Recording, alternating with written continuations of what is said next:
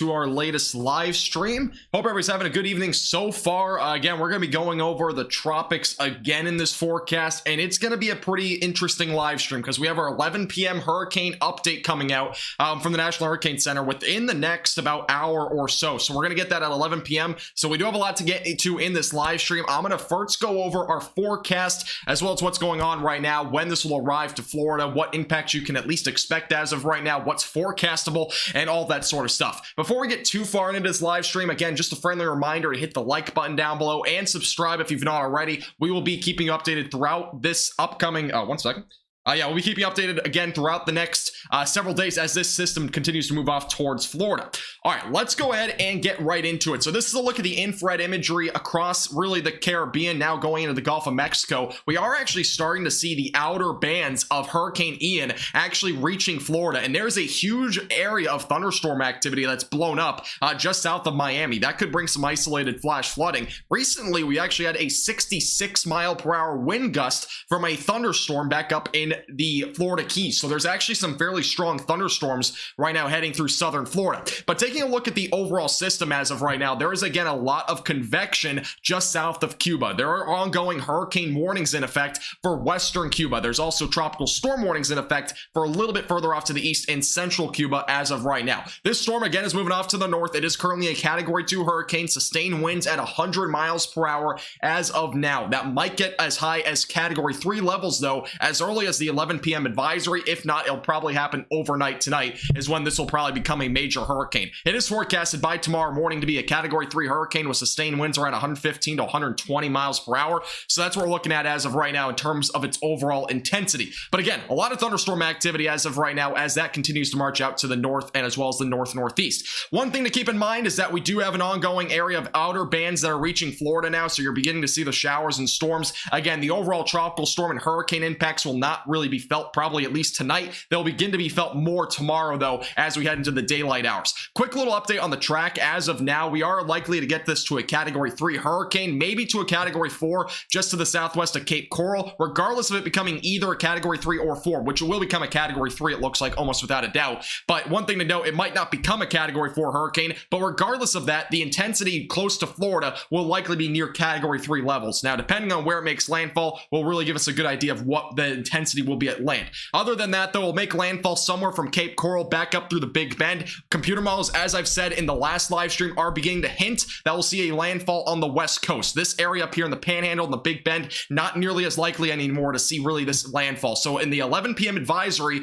expect a shift to the east with the cone. We are likely going to see this cone shift to the east. So it's going to be a big update coming up at 11 o'clock. Again, that's in 55 minutes from now. All right, let's go into the tropics. Let's get a bit more of a dive into the computer models and kind of give you a bit more of an idea of the official forecast from the National Hurricane Center and whatnot. Here's a look at the storm surge forecast. So if you're on the coastlines, there is going to be storm surge, and especially near the Tampa Bay region, it's expected as of right now to have up to 10 feet of storm surge. So significant storm surge is expected. It could very well be life-threatening. If you are in evacuation zones A, B, or C in the Tampa Bay area, I believe it's Pinellas County or something like that, there's evacuation orders for those 3 evacuation zones. Again, check with your local officials for all those details, but that area has officially issued evacuation orders in Tampa Bay and the Tampa region. Other than that, 5 to 8 feet of storm surge will exist from about Suwannee River back through Bonita Beach, as well as about 3 to 5 feet of storm surge back through southwestern Florida, so around the East Cape Sable area, as well as down closer to areas near the Card Sound Bridge. Now, one thing to note, if you're in Miami, I've had a lot of questions about Miami. You're not currently in line for storm surge, so there's some good news there.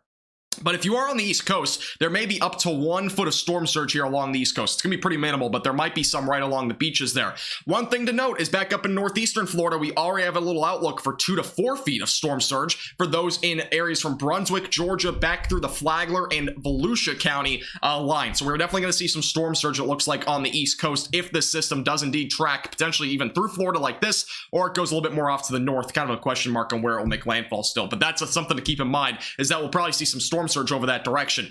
We will probably have a big update at 11 o'clock regarding the rainfall totals, but I'm going to give this forecast anyways. I think a lot of things will change again at the 11 p.m. advisory, but one thing to note as of right now, the heaviest of the rainfall is currently forecasted to just be off the coast. I don't think this will last for much longer. I think it's going to be more inland now, so as of right now, 20 inches of rain or more may fall off the coast. Other than that, though, we still have an area of up to 10 inches of rain near Jacksonville, kind of near the Interstate 95 stretch from there through Volusia County, and then back through Orlando, the potential for 4 to 6 inches of rain exists. But again, this will most likely change. We're probably going to see some pretty big changes on this, and I'll give you more of an idea on why here in a second. Overall, the flash flooding risk over the next 3 days, this is going through Thursday morning at 8 a.m. We are currently expected to have a moderate threat of flash flooding from about the Daytona Beach region, so near Deltona, back through Orlando, and then also along the coastline, the East Coast and the West Coast, have a moderate chance for flash flooding, and that is all due to the fact we're probably going to see a lot of rainfall out of this system heading in, especially into next, basically going to Wednesday and Thursday is going to be our best chance for that.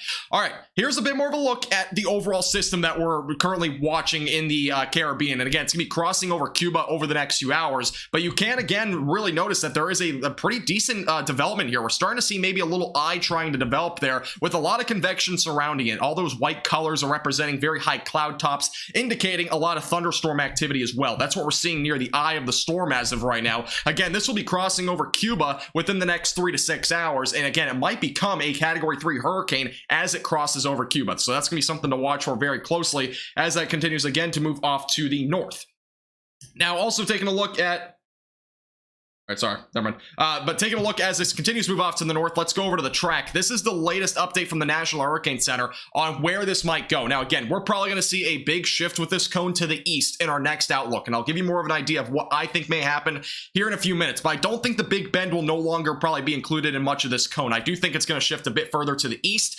Overall, though, there are tropical storm warnings in effect for those in southwestern Florida on the west coast near Tampa and Sarasota. There are hurricane warnings, hurricane watch in effect just north of Tampa, and also a tropical storm watch in effect along the east coast of Florida and as well as through the Big Bend of Florida. But as of right now, it's most likely going to make landfall sometime on Thursday is when we're forecasting this to make landfall. And it's probably going to make landfall as either a major hurricane. If it's further south, it will probably make landfall as a major hurricane, so near Tampa or Sarasota. If it goes that far to the east, it may become at least a Category 2 hurricane, if not maybe a Category 3 if it were to make landfall down there. Back up through the Big Bend, though, if it went off to the north, it would make landfall as something around a tropical storm or low-end Category 1 hurricane, most likely. And I'll tell you why here in a moment as well. It's more due to the wind shear is much stronger in the northern Gulf. The best case scenario as of right now is if this system goes towards the panhandle of Florida, that's best case scenario, because obviously with the wind shear, it's going to weaken the system. But if it goes towards Tampa or Sarasota or anywhere just south of there, that is absolute worst case scenario, and that's something that we really don't want. So that's what we're looking at least as of right now.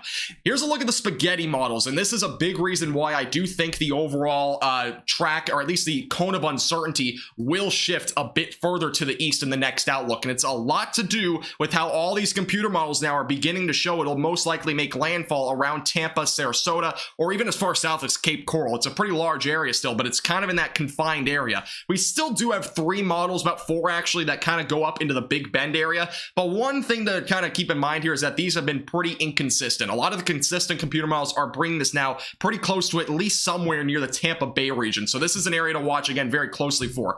Now, regardless of it becoming a Category 4 hurricane, it's likely going to be at least a very strong major hurricane around Category 3 levels. Only a few computer models get it to that Category 4 stage. Again, it's going to depend on a lot of things over the next 24 to 48 hours, but as of right now, it's at least going to become a Category 3, it looks like, if not maybe even a little Category 4.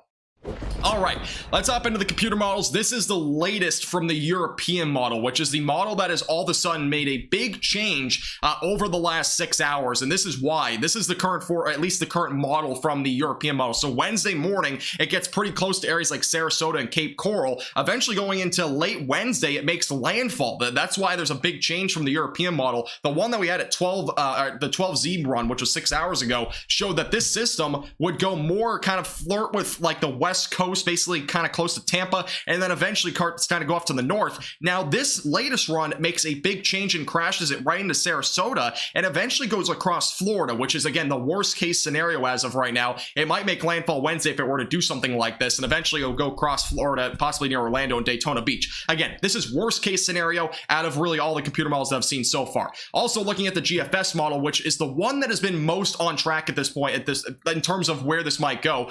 It shows that it'll probably stall over near west of Tampa, and this is obviously a bad situation for those right along the coast, because there might be a lot of rain to be with that if it's stalled like this. Eventually going to late Thursday, it starts to move a little bit faster off to the north. It is again expected to start to slow down due to a Canadian cold front. It's going to really start to slow down across areas near central Florida, and eventually will make landfall by Friday. But again, another computer model, not a forecast. It's just a model, so don't take it too seriously, but obviously make sure you're prepared for any of these instances that do end up occurring. Here's the NAM model. This is the most recent run. We have another run coming in right now. Let's see. I don't think I can show. Yeah, I can't show it yet, but we'll get to another run here in a moment. But this is the NAM model, showing similar features to what the European model was showing. Slightly later landfall, but it also shows it will go make landfall in western Florida and potentially impact central Florida as well. Again, that is another scenario where it's kind of like worst case scenario. Here's a look at the wind gusts from the the GFS model. Now, this is one thing I want to tell you, that the wind gust models are not that accurate. They're typically underestimating the actual wind gusts. They're typically higher than this, so just keep that in mind. I would add at least 10 to 20 miles per hour if you're kind of on this west coast, but at least as of right now, it's showing that about Wednesday into Thursday, wind gusts peaking around about 90 to 100 miles per hour near Sarasota and Tampa. Obviously, it's probably going to be a bit higher than that if it were to make landfall or even get that close to areas like Tampa. It could be up to 120 to 130 potentially in those areas. The European model, this is their little perspective here as well. This is the one that might make landfall in Tampa or Sarasota and eventually go through central Florida. It shows wind gusts between 110 to 120 miles per hour upon landfall, and through Thursday, we still see some pretty significant wind gusts. And obviously, again, that is worst case scenario as of right now. Here's a look at the rainfall totals from the European model over the next several days. And this is, again, what we're kind of telling you. This is, again, the worst case scenario. I can't say it enough, but the European model has made a big shift to the east, and it's also made a big shift for its landfall. So obviously, it shows that it goes through Sarasota, Tampa, Orlando, and Daytona Beach, bringing the most significant rainfall there. But again, the eye of the storm is going to be really where we need to watch for where this goes, because again, it could even do this. I mean, we could very well see the highest rainfall totals just stay off the coast of Florida. That's the GFS model run, and you can see the highest rainfall totals, which are somewhere between 10 to 20 inches, are staying off the coast of Florida, while you can still see a lot of Florida seeing between somewhere from 4 to 10 inches of rain with isolated amounts higher. So that's at least what we're kind of looking at in terms of the long-term projections, or really almost short-term projections for the overall rainfall totals as of right now across these regions. Again, that's the GFS model. One more model run. This one I am honestly going to mention to you right now. I feel like it's overestimating by a long shot, but it's the NAM model. Again, it shows kind of a similar scenario. If it were to cross through Florida, we would see more significant rainfall totals through areas along Interstate 4, most likely. So that's our worst case scenario as of right now. This is the official forecast from the Weather Prediction Center, which is not yet updated. I think the last time it was updated was at 00. Okay, so it was updated a few hours ago. This was probably about before I went on my last live stream. It was updated, and as of right now, it still shows the highest rainfall totals just off the coast of Tampa. So far, it looks to be somewhat good news if it can stay off the coast there, but obviously a lot of bad news could come out of this if it does end up taking a turn like Charlie did. If you remember Hurricane Charlie, it did a similar thing where it took a turn and went right through Florida and went into the Atlantic Ocean. That, again, is the worst case scenario, but obviously we still have a lot of time between now and then. But the most concerning thing that I've said before is that these latest computer model runs, again, this is a look at the spaghetti models. Again, it's just combining all of the computer models onto one graphic, at least the more reliable ones, but a lot of them, unfortunately, are showing bad news that this might make landfall on the west coast of Florida, which was our biggest concern this entire time. So this will be something to watch for very closely. And again, this is not something that you want to see. That's a lot of computer models now indicating a West Coast landfall, and it does seem like we're starting to see that shift more and more as we continue to get closer. And it seems like at least over the next 24 hours, the computer models are in pretty good unison of where this will go. In the next 48 hours, it starts to get a little bit more broad. And then the 72-hour outlook, when it starts to stall a little bit, it also kind of is a little bit more broad there as well. So we'll have to watch it, see what happens. But again, be prepared if you're anywhere in Florida for the worst, because obviously we very well could see some pretty significant not just rainfall but winds, and as well as storm surge to the coastlines. And just a friendly reminder, let me go over it one more time for the watches and warnings. We have a tropical storm watch in effect for those just east of Panama City. That is back up west of Gainesville as of right now. We also have an ongoing hurricane watch. Let me go and turn off infrared real quick. just so I can go ahead and show you. So here's a hurricane watch. It's the pink line there. That includes counties inland as well. So west of Ocala and Spring Hill are included in a hurricane watch. Hurricane warning in effect for Sarasota, Tampa as of right now. There are tropical storm warnings in effect for Port Charlotte back through Cape Coral, East Naples, and Southwest Florida. Key West in a tropical storm warning as well. And then a tropical storm watch in effect for the East Coast that goes from about Brunswick, Georgia, back through near West Palm Beach. So that's our range as of right now that we're seeing in this area. Now, one thing I do want to bring up real quick, for those that are curious, there are some strong storms back down in southern Florida as of right now from an outer band. Again, we had a 66-mile-per-hour wind gust report out of this area of showers and storms. It does seem like we're seeing some weakening, but there are still some strong storms going through the Miami region. We might see some isolated flash flooding in these areas from these outer bands, so something to keep in mind. We are beginning to see the outer bands of Ian already coming to Florida, so if you're in Florida, obviously, make sure that you are starting to get prepared already. Make sure you have a full tank of gas, make sure you have food, water, all that stuff already ready, because obviously the storm is coming, or hurricane I should say, is coming much quicker. It's coming quicker now. Obviously you can kind of tell it's going about 13 miles per hour off to the north. It will start to slow down, but obviously you want to be prepared now and not tomorrow or the next day. You want to make sure you are prepared right now if this were to make landfall, you know, in the next 10 hours. So just make sure you're prepared, because obviously this is going to get there pretty quickly. You know, it's not a whole lot of time between now and then until this eventually starts impacting Florida to a greater magnitude. One other thing I want to mention as well, I keep saying that, but I want to mention one more thing. There is a potential for severe weather over the next few days. There is a marginal threat of severe weather tonight. That includes areas in the Key West region, so not a huge area. But eventually going into tomorrow, we have a slight risk of severe weather in Southwest Florida. That's for Cape Coral, as well as Tampa, all the way back down through Key West. That is for the potential for a few tornadoes. There's also a chance for an isolated couple of tornadoes outside of there in that green shaded region from Palm Bay back through Port St. Lucie and back into Miami. And going into the day 3 outlook, which is Wednesday, we are looking at the potential for a few tornadoes across central Florida. So Daytona Beach, Palm Bay, Port St. Lucie, Tampa, and Cape Coral all included in that region. It also includes Orlando, obviously, and Jacksonville is in that marginal threat, along with Miami, as well as Boynton Beach are all included in a marginal threat for maybe a few tornadoes. So tornado potential is definitely going to be possible with this system as it, again, continues to move up to the north, and obviously the outer bands are already starting to reach areas up there to the north. So we're going to have to watch the system very closely again, and we'll keep you updated with the latest. Make sure you subscribe if you've not already to the YouTube channel. We will be keeping you updated. Again, our next advisory comes out at 11 p.m. There's probably going to be a pretty big update in our next advisory at 11 p.m. So you're going to want to make sure you stay tuned for that. A lot of information is going to come out of it, most likely, in terms of a new storm surge forecast. New rainfall forecast will most likely come out of it as well. We'll have a new potential cone of uncertainty, which might shift east. So there's a lot of things to obviously be watching here over the next 40 minutes as we get closer to that next cone. All right. That is all for me for right now. Let's get some questions. Let's get to chat. And, yeah. Obviously, a lot of stuff to talk about there. Thank you, Tabs. I do have to get my glasses adjusted, I know.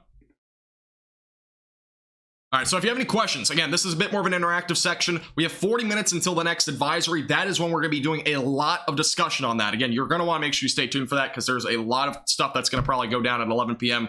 in terms of a new cone, a potential new intensity guide as well. Like, will it be still become a Category 4 or whatnot? That sort of thing will probably be released at 11 p.m. tonight from the National Hurricane Center. Along with that, we may get an update to the watches and warnings potentially. And again, we're going to probably get a new storm surge forecast and rainfall forecast as well. So we'll have some new updates coming up there at 11 p.m. tonight. Eastern time, by the way. That's in 40 minutes. Max, I'm not entirely sure. I'm not going to give any advice on evacuation plans. I'm not going to. I don't want to give people, you know, that sort of information. But if you are in Tampa, you're probably going to want to at least think about, you know, evacuating, especially if you're under an evacuation order. Make sure that you're evacuating. Do not wait, because obviously if you're in Tampa, in Pinellas County, there is an ongoing evacuation order for groups A, or regions A, B, and C, whatever that means. So that's what I've at least heard recently. So just keep that in mind again if you are in the Tampa area. That's what we're looking at as of right now.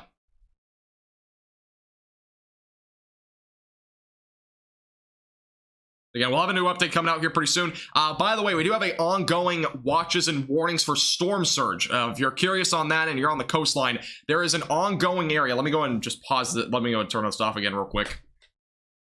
Let's go ahead and turn this off, and let's go back over to this. So, update on the storm surge watches and warnings. We have an ongoing watch in effect for Key West and Key Largo. We have an ongoing tropical storm warning in effect that goes up through Tampa. So this would be anywhere along the coastline here. There's an ongoing storm surge warning, and there's also a storm surge watch back up in basically all the way through Cedar Key. So it's kind of in this area here through portions of the Big Bend of Florida. So white is indicating a watch, and then obviously the yellow here is indicating a warning as of right now. And there's also a watch, actually a storm surge watch along the Jacksonville area from Palm Coast back through Brunswick. So those are the areas as of right now with storm surge watches and warnings. Again, you can get more information on that from my radar and whatnot, weather apps and stuff like that. That's our update there. Back over to here. All right. Let me see if we have any updates on Twitter real quick.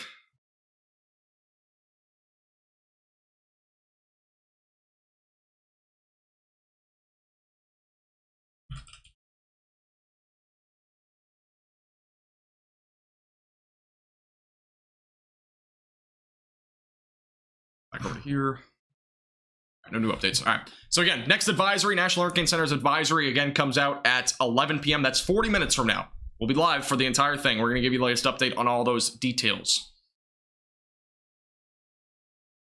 I appreciate it, Taps. Thank you. North of Sarasota, and it's just breezy. Yeah, again, the system's not anywhere close to you. That's kind of like the prerequisite to this storm at this point in terms of when it gets there to Florida. So, yeah, obviously, you might have some breezy conditions right now. I know for a fact that Key West is beginning to start to see some tropical storm force winds. At least some sort. I mean, they're getting some pretty strong thunderstorms, which is probably why they're seeing higher wind speeds too. We did have a thunderstorm wind gust of 66 miles per hour on Key West earlier. So that was only about a couple hours ago. Yeah, Mobile, Alabama, it's almost 100% you're not going to get hit with much. If anything, you might just get a little bit of rain, but nothing beyond that. I mean, you're not looking at a landfall by any means. So the reason why that there's a ongoing, you can see there's a category 1, that's what it shows. It shows it weakens as it goes off to the northeast. A couple of reasons. We have much more wind shear up here in the northern Gulf of Mexico. So if this system were to go on the northerly track that it's in the cone of uncertainty right now, it would weaken a lot faster due to all the wind shear. That is the best case scenario at this point, that it goes towards the Panhandle or the Big Bend. That unfortunately seems very unlikely at this point that'll happen. The other thing to kind of keep in mind here is that if it goes off to the east like this towards Sarasota or even Tampa, it might make landfall as a category 2 or 3 hurricane due to the fact it's not really fighting much shear. Now, it will be interacting with land more because it will be slowing down as well, so that might also weaken it a little bit more there near Tampa, but that's kind of the couple of scenarios that we have as of right now with this system.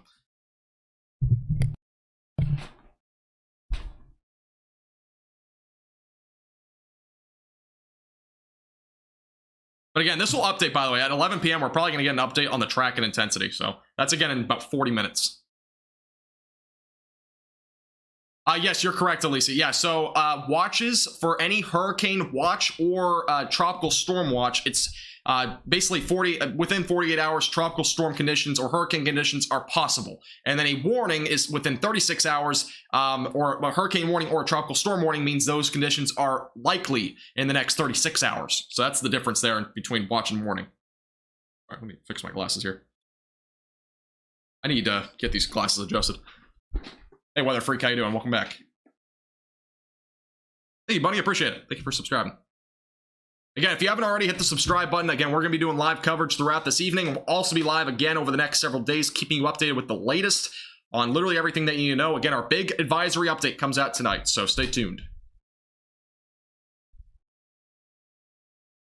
And Fred, it looks like it's tracking straight north at this point. Yes, it is pretty much tracking pretty much off to the north. This is a actual look at it. Let's get around from the tilted. It's very barely going north-northwest right now, but it is beginning to turn now more north. This is, again, kind of over the last few hours. Try to make a little line here if I can. Get a little bit of the eye. Not hard to do. It's just a bit of still not the most organized system, but yeah, it's turning north. It definitely is starting to turn off a little bit to the north, and that's what's forecasted. So again, that's one of the possibilities. If it starts turning off north this early, which it most likely will, we're probably going to see a landfall somewhere along the west coast, and that's what I've been kind of saying this entire time, that it seems more likely than not that's going to end up happening. But again, we still have that small possibility that it does go directly north and it goes into the Big Bend. But again, that chance seems, again, pretty low as of right now. But we'll have to watch it closely. So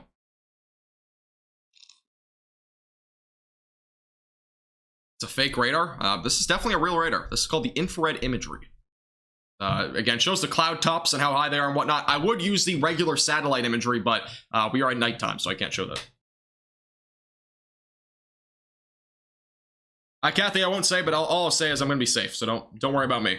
Trust me, I'm in Florida, but we'll be chilling. You know, I have plans. I have plenty of plans for everything. So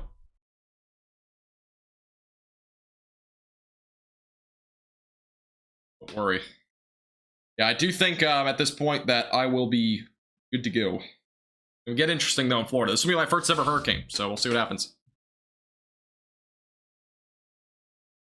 I think hurricane watches will be extended into the Florida Peninsula.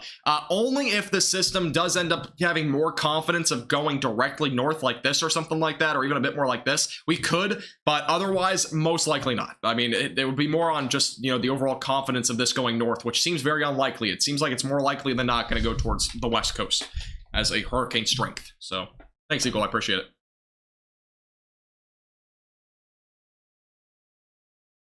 Hey, stay safe, Max. Stay safe. Tampa's obviously a big zone right now.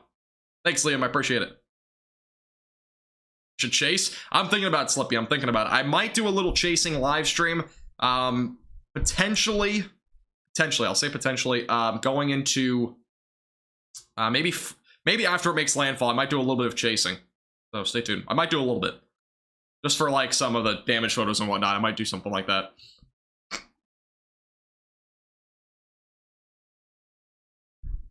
Yeah, for the most part, I'm doing live coverage this week. It will not be any chasing this week, at least. Potentially after it makes landfall, though, I might do a little bit of chasing because I've never done it, and I'll probably be out there anyways.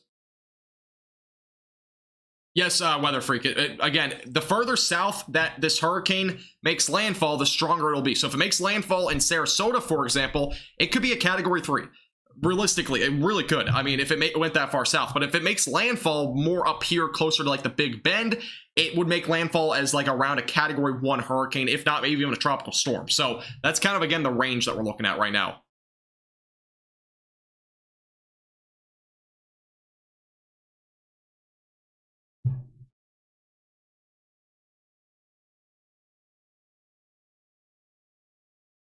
Lynn, I'm in college in Florida. So, yeah. Dealing with that right now.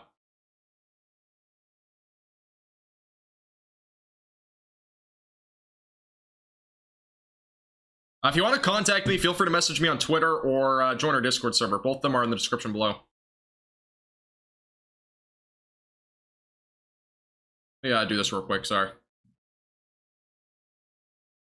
Somebody asked, what is the chances of an EF2 tornado or greater over the next couple of days? I don't think there'll be a significant tornado probability. I honestly, typically with these hurricanes and whatnot, I mean, tornadoes are typically not that strong.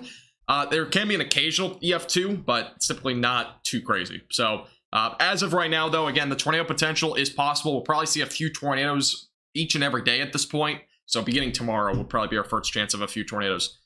Tornado potential does exist, primarily for Central Florida and whatnot, but looking at us right now.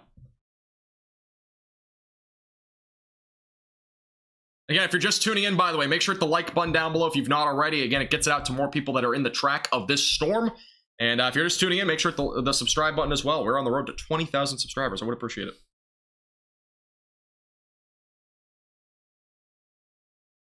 Is Polk County going to be affected? Yeah, anywhere in Florida, honestly, other than like the portions of like the western panhandle won't be impacted as much.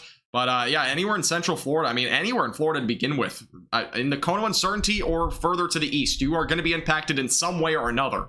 What level degree will you be impacted? That's still kind of to be determined. Again, our next Hurricane Center outlook in 30 minutes will give us more of an idea of what we can actually expect. So.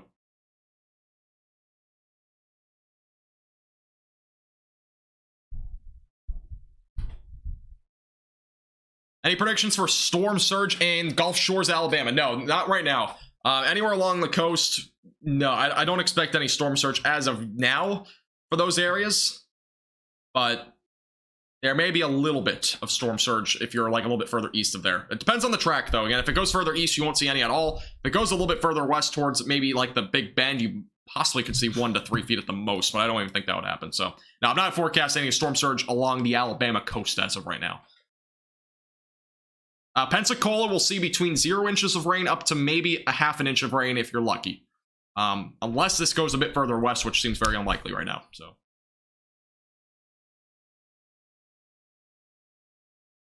you know that California has more of a population than Canada? Learn something new every day. I actually didn't. I don't know why I didn't know that. Interesting fact.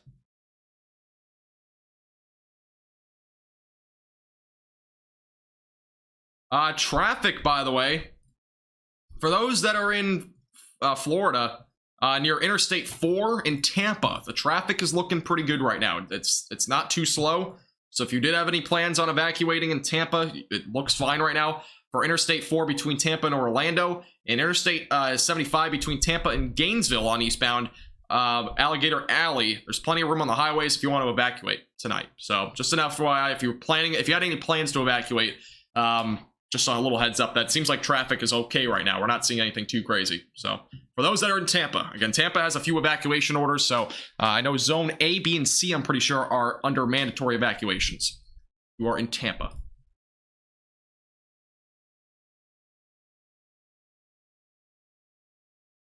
Our latest update there.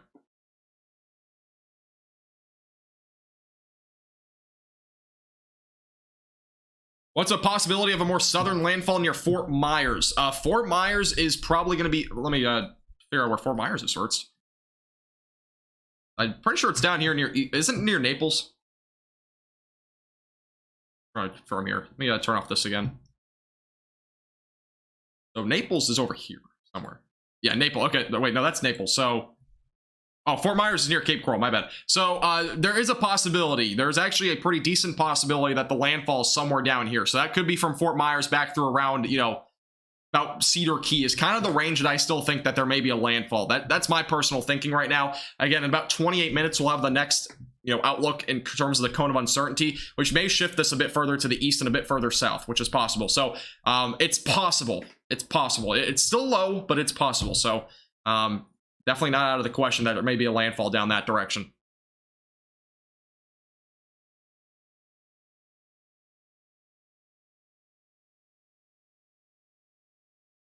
Thank you, Virginia.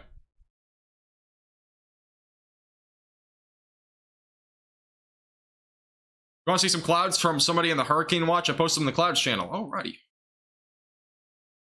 Clouds channel.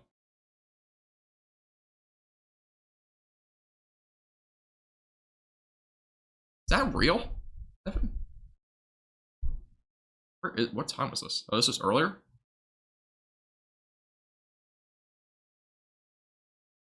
I'm not going to show that because I don't even know what that is. Let me go over to Clouds channel.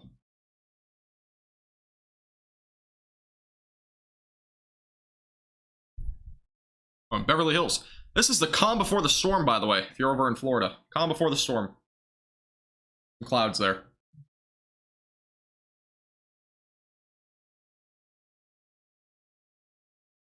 All right, back over to chat. Hey, Heather, how you doing?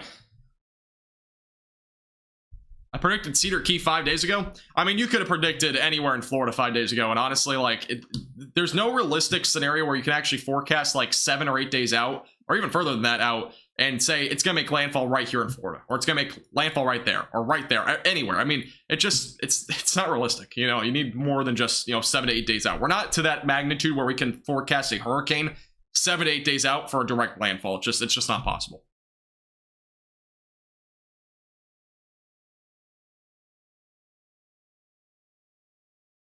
Category currently, Ian is currently a Category 2 hurricane. In the next advisory, it may become a very strong Category 2 hurricane. May become a low-end Category 3 hurricane. We'll see.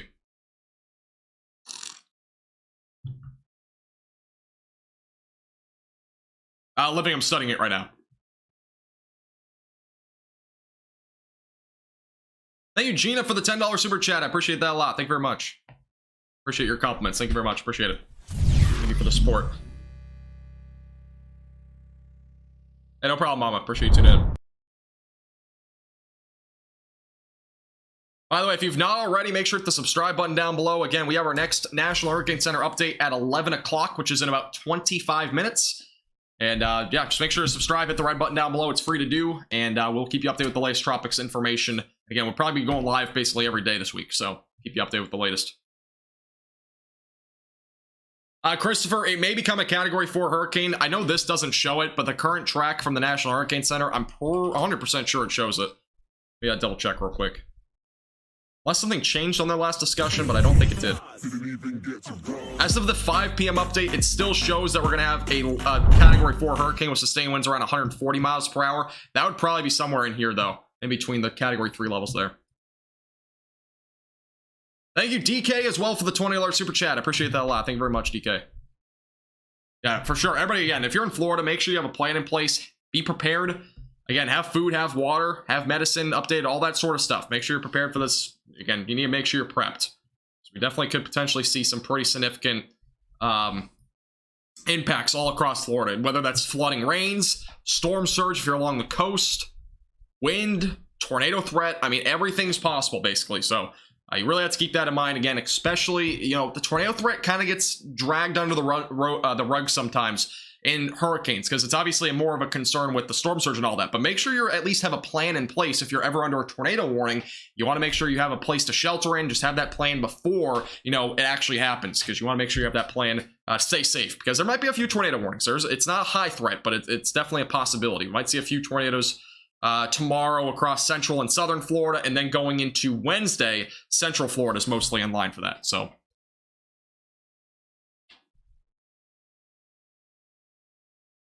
when will it hit Cuba? It's already hitting Cuba. We actually taking a bit more of a look here into Cuba. Let me actually, let me go over to this. Let me zoom back out. Let's go over to the other screen. This is a little bit better of a look at it. It's a high def look. So this is a look at the ongoing hurricane. It just shows you a bit more of where Cuba is. Let me just refresh this. So you can kind of see, again, what we're looking at here is the overall convection here in the center. That's near the eye. We're starting to see it looks like a little eye trying to develop there in the center. So we are beginning to see maybe a little eye trying to develop. Beyond that, there's a lot of storm convection on the outside of that. We have some of the inner bands starting to reach, it looks like, southern Cuba as well. So obviously some of the impacts are already being felt in Cuba. Again, conditions will deteriorate as this continues to move off to the north towards Cuba. Outside of that, we do have some of those outer bands actually going through central Cuba. That's where a tropical storm warning is in effect for over this direction, kind of in central Cuba or so. So that's, again, what we're looking at currently as of right now. Beyond that, as I actually mentioned this already, but if we go back over to here, we do have some strong storm activity back up through areas in Miami. We actually had some very high cloud tops here, and that was all from some storm activity that developed on the outer bands. So near Miami, for example, we actually have some pretty strong storms ongoing. They are starting to weaken a little bit, which is good news, but there is actually a little bit of storm activity that is now going through Miami. But again, outer bands are now reaching Florida, but again, most of the impacts will not be felt, at least to a bare minimum, until tomorrow, across at least western and southern Florida. Impacts will begin to be more felt by tomorrow night into more Wednesday, more than anything. Thank you, Jack, for becoming a hurricane chaser. Remember, I appreciate that a lot, Jack. Thank you very much. Appreciate your support.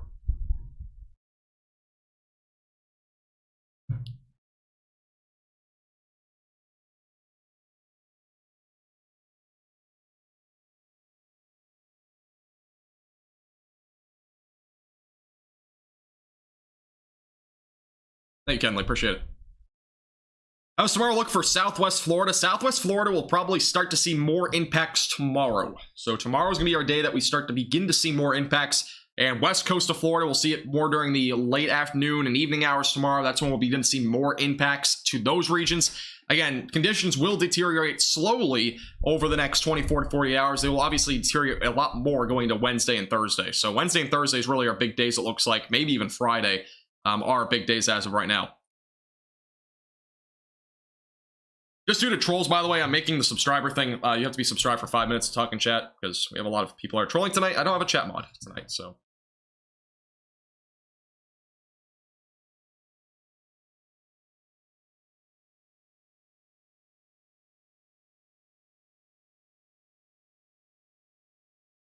All right, back over to here.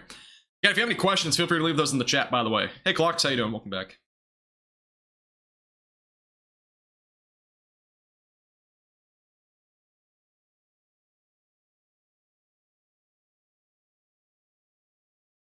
What's the black indicate on the radar? Okay, so if you're looking at the infrared imagery, this is let me go back to the regular perspective. So the infrared imagery here, you can see again that we have a lot of these different colors from green up to white, and the white colors representing very cold clouds aloft, basically looking at the cloud tops, and that's obviously very large thunderstorms that we're looking at near the center. Now the black color also along with that is pretty high cloud tops. Now when we start going down to the greens and whatnot, typically that's more of shower activity with maybe some elevated downpours. Beyond that, though, I mean, really what we're looking at here near the center is a lot of storm activity, which some of it producing a lot of damaging winds, obviously. So overall, black and white colors typically representing higher cloud tops. And what this measures basically is the temperature of those clouds. So this basically means it's very cold up there in terms of the temperatures at the peak of the clouds. So this is what we use during the nighttime, typically, the infrared imagery instead of the satellite imagery, because the satellite imagery is only a daytime thing for those that, you know, are more aware of that. I think actually I can actually probably pull it up on here. We'll see. Yeah, satellite imagery is typically only used during the day because that's obviously when it only can be used, because when it goes dark, you don't really see anything. Let me see if I can pull something else up on here. See if I can pull up anything else on here. Not sure if I have anything else that I can show for a satellite imagery. Yeah, you can see how the visible satellite imagery just kind of dwindles out, and that's because, again, the sun was setting. Yeah, I don't have anything else I can really show here. Yeah, so that's basically it. But yeah, yeah, visible satellite imagery is only typically used during the day.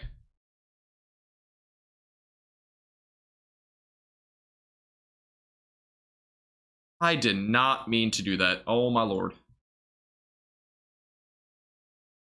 I want to ask what I just did in chat.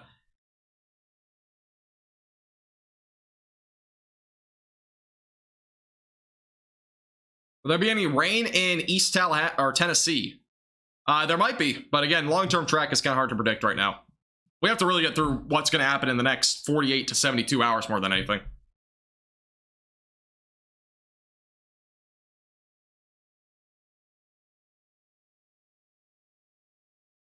How far out do the hurricane winds currently reach from the storm center? I do not know 100% what the answer is, but I can probably give you a pretty reasonable guess right now that the hurricane winds are pretty much centered in this area here. Probably more likely than not, it's going to be more in here as of right now. I can't really draw the perfect circle, but it's kind of like in here. So just south of Cuba, that's really what they're extending out to as of right now. Keep in mind, the maximum sustained winds is at 100 miles per hour, so it won't be a huge, large area yet.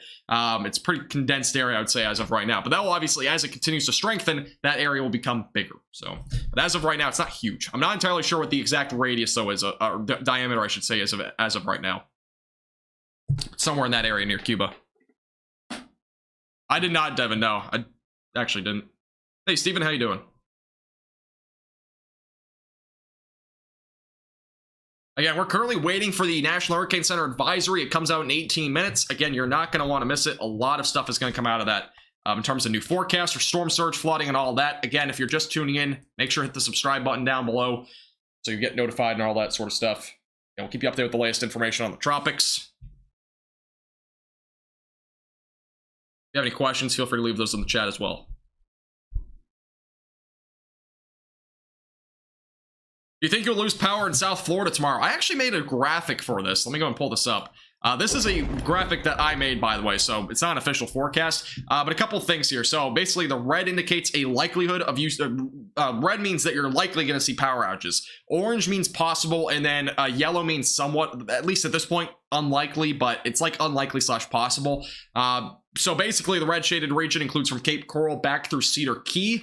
Then the orange shaded region goes back through Panama City, now back down through basically Cape Coral as well. And then outside of that, you got the yellow shaded region, which almost includes the entire state of Florida. But it's just a little thing I made. It was a little graphic I made off the stream, basically. And yeah, honestly, this might change, though. Depending on our next outlook, again, the potential for this to cross right through Florida is becoming a bit more likely now. So if that were to happen, we're talking about a completely different story. So again, this next update will probably give us a bit more clarity on where the system might track over the next few days. Really when it tracks through Florida, if it will go directly through Florida or Central Florida, or if it will go maybe towards areas like Georgia instead of being like just being on land. So no problem, man. Appreciate you tuning in. No problem. I do think they're changing the cone of uncertainty for sure in this next outlook. My thinking is, this is just my thinking. Again, I don't know what they're going to issue, but I would go ahead and say that the next outlook will probably be something more along the lines of this on the short-term graphic. It probably will not include this portion of the Big Bend, but we'll see. Again, I might be wrong there, but I'm thinking that at this point, it's probably going to shift a little bit more over here to the east. But we'll have to wait and see what happens in this next outlook. But it seems more and more likely that we're either going to see some sort of track like this through basically West Florida. It might make landfall here, might go a little bit further off to the north like that, or it very well could go crashing into the West Coast and go across the state. That's worst case scenario again. So that's what we're looking at is right now. And also to reiterate, I kind of want to mention this again, because for those that might be just tuning in, let's go back over to the tropic screen. That's not the right thing. Actually, this is the rainfall totals that was estimated by Melbourne, excuse me, at 4:30. This is the National Weather Service in Melbourne, and it's showing the rainfall totals currently up to 15 inches as possible along the west coast here, by the way, back near Tampa, 8 to 10 inches in areas like Daytona Beach and whatnot. Again, this is just one little graphic they made, but this might change, so keep that in mind. But this is currently what's estimated. But let me actually go over to the graphic I was going to go to, which is the storm surge. And the storm surge is something that we have to watch for very closely, because as I mentioned before, highest storm surge is most likely going to be near Tampa. We could see upwards of 10 to maybe even a little bit higher than that feet of storm surge right here in the Tampa Bay region. Just outside of there, from about Suwannee River back through Bonita Beach, between 4 to 8 feet of storm surge is possible there, and then 2 to 4 feet from about Osceola River through about East Cape Sable, actually through Card Sound Bridge. So it's a large area of Florida that we have storm surge possibilities for along the west coast. Now on the east coast, it's a bit of a different story, because we do have a little area of storm surge back through Mana, I don't know how to say the name, Sound, through Flagler, Volusia County line. So that's the area where we might have some storm surge as well. Again, that's from about Brunswick through about near Daytona, I think, is that kind of region there for that sort of storm surge between 2 to 4 feet. Anywhere else along the east coast, up to 1 to 2 feet may occur. Again, we'll probably have a bit more of a different forecast here in about 10 minutes. I kind of wanted to wait on showing this because the next National Hurricane Center forecast comes out in about 13 minutes from now. So I'm not going to show you that. I'm not going to show you that. We'll see what else we have here. Here's the computer models, by the way. This is the spaghetti models. And again, a lot of the models are showing that this will make landfall on the west coast of Florida. Only a couple now bring this a little bit more up to the north through areas into the Big Bend as landfall. But it's seemingly more likely than not we're probably going to have a landfall somewhere on the west coast of Florida. Again, that might be from about, the range right now in terms of these computer models is from about Cape Coral or so, back through Cedar Key. There's a couple that go up closer to Panama City, but I'm not seeing that much more anymore, because those computer models, again, have been pretty inconsistent to this point. And this is by the way, this is the update that we had at, what time? It was at about a couple hours ago. We were live streaming when this happened, but the latest model run on the European model, which has been very consistent up to this point, indicates a landfall near Sarasota, and it goes right across Florida, which is, again, worst case scenario. So again, there's still a lot of uncertainty on the longevity and long track of this system as it continues to move off to the north and potentially into the northeast towards Florida. Again, where it makes landfall is still a big question, but it's seemingly becoming a bit more likely it's going to make landfall somewhere in this region here. And we'll have to wait and see. Again, the next update comes out in 10 minutes. We'll see if there's any big changes or not, but it seems like the most likely scenario. This is the GFS model for reference as well. It kind of showed a similar instance, but it kind of flirted a little bit more with Tampa and whatnot. In the latest model run on Thursday and Friday would bring extreme rainfall here to the coastline. Eventually going to Friday would make landfall up in the Big Bend. So gives you a bit more of an idea that we do have some other possibilities, not just one that goes right into Florida, you know. This is the NAM model. We actually do have a recent model run on this one. And this is not looking good, folks. It really isn't. The NAM model is also showing the kind of similar thing where it makes landfall near Cape Coral or Sarasota. And that would also not be good at all. So our most recent model run, this is the 00Z model run on the NAM.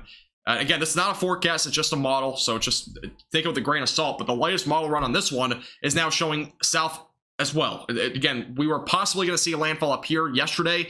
It is, again, shifting more and more down here to the south and east now. And it seems like at least the NAM models bring it now into Cape Coral and whatnot. So not good signs with the latest model runs. And I'm hoping that, again, this goes north towards like Panama City, for example. So we see this weaken a lot more before landfall. But again, that just seems extremely unlikely at this point. Yeah, we'll go back over to the screen for now. And yeah. A lot of bad news, though, on the latest model runs. By the way, if you're just tuning in, again, friendly reminder, hit the subscribe button. We have our next National Hurricane Center update coming out at 11 o'clock. That is in 10 minutes. It's going to be probably a pretty big update with a cone shift at least. Intensity potentially might change a little bit, and I'll have a lot of updates there. So again, we'll be live through the entire thing. By the way, thank you, Jesse, for becoming a Storm Chaser member. I really appreciate that. Thank you, Shell, for the $10 super chat. Appreciate that a lot as well. Thank you very much. Thank you. Hey, Sandra, how you doing? Welcome back. Brandy, the updates, the main National Hurricane Center advisories get issued at 5 p.m., 11 p.m., 5 a.m., and 11 a.m. There's intermediate advisories that get updated at 8 p.m., which is the one I was live for earlier, which are typically smaller updates. So 8 p.m., 2 a.m., 8 a.m., and 2 p.m. So when those get updated as well.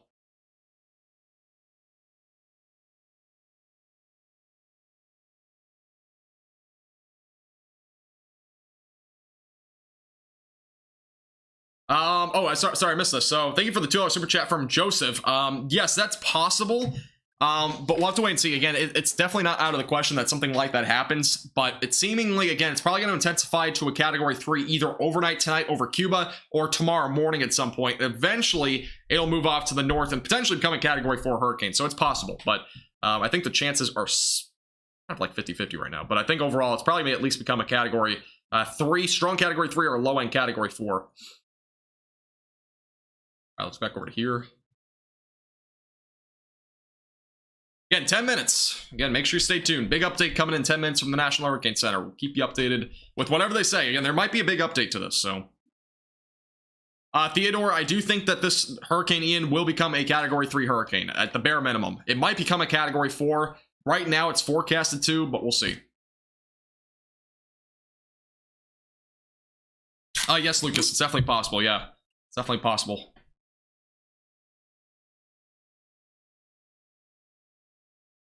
I'm just filling my water before this update. Talking a lot in a minute.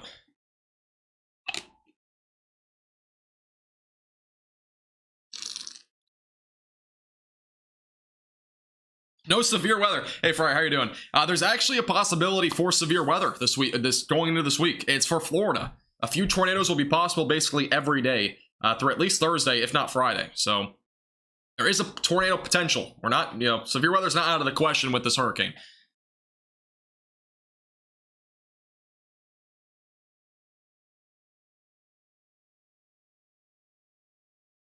Hey, stay safe, Max. Stay safe. Thanks, Maple. I appreciate it. Thank you, Marcus, for the $5 super chat. I appreciate your support as well. Appreciate all the super chats and all the memberships and whatnot. Really do appreciate it. Thank you very much. Appreciate the support. Goes a long way. If, say, the storm, in fact, went on the absolute right side of the cone, it's not really unlikely anymore. I mean, it's possible that something like this were to happen. It's becoming more likely than at least from yesterday. But wouldn't that pose at least... there won't be as much risk still to Miami and whatnot. There might be a tropical storm watch or warning or something like that down this direction, but the greatest impacts, let me go and turn off the infrared again. The biggest impacts, if there were to be a scenario where we saw the eye go, let's just say, through this area, would probably be most likely up in this area here, and then a little bit less down here. We'd still see some impacts down here in southern Florida, but it wouldn't be to the extent that, we would see if it went, a bit further west, so. Thanks, Joshua. I don't know. I don't watch him, so I don't even know who that is, but thank you. I'm my own person.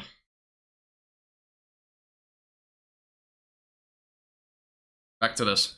But yeah, it would make impacts to southern Florida if it were to take that track, but again, it would not be super significant. The most significant impacts will be on the northern and eastern side of the storm, which would probably be more of like the Tampa area, Orlando, etc. Jaws was here literally earlier, Joshua. He was here on the last stream that I had.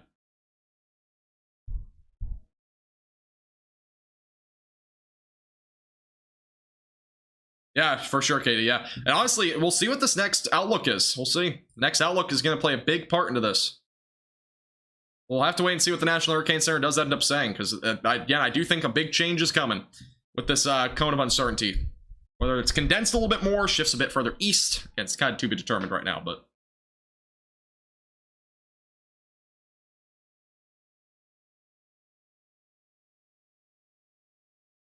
Thanks again for Marcus for the $5 super chat. I appreciate it a lot.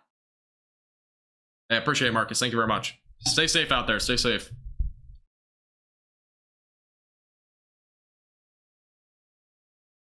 Tampa International Airport is suspending operations on Tuesday. I heard something about that. I can't confirm it. For those, by the way, that are wondering on school cancellations, there's been a lot of them. The University of Florida has it's closed. I think it's from Wednesday to Friday. It might be wrong on that. Make sure you confirm again with something else. I'm not fact checking this, but that's what I've heard. Daytona State College as well is canceled. That's the most recent cancellations I've heard. I've also heard just today, literally just tonight after my live stream ended on the first one, Volusia County schools are all canceled for at least through Thursday, if not Friday. So a few updates there.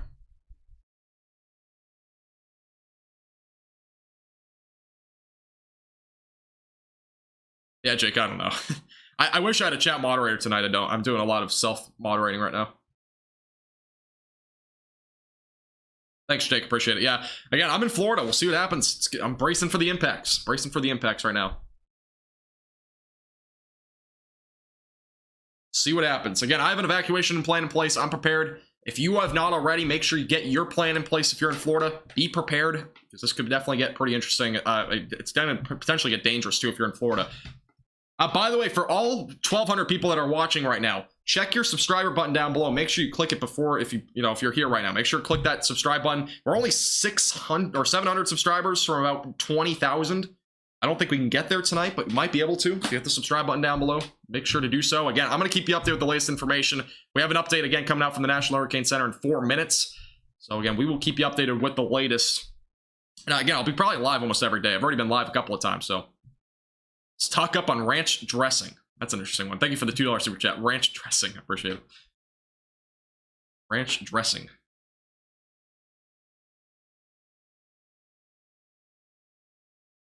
Anything expected in West Palm Beach? West Palm Beach is, again, another area where I don't expect a whole lot. Even if the track did go a bit more like this into the Atlantic Ocean or something like that, lesser impacts are expected still in West Palm Beach. Main concern anywhere in Southeast Florida would be rain, maybe a little bit of storm surge, but it seems like an unlikely scenario as of right now.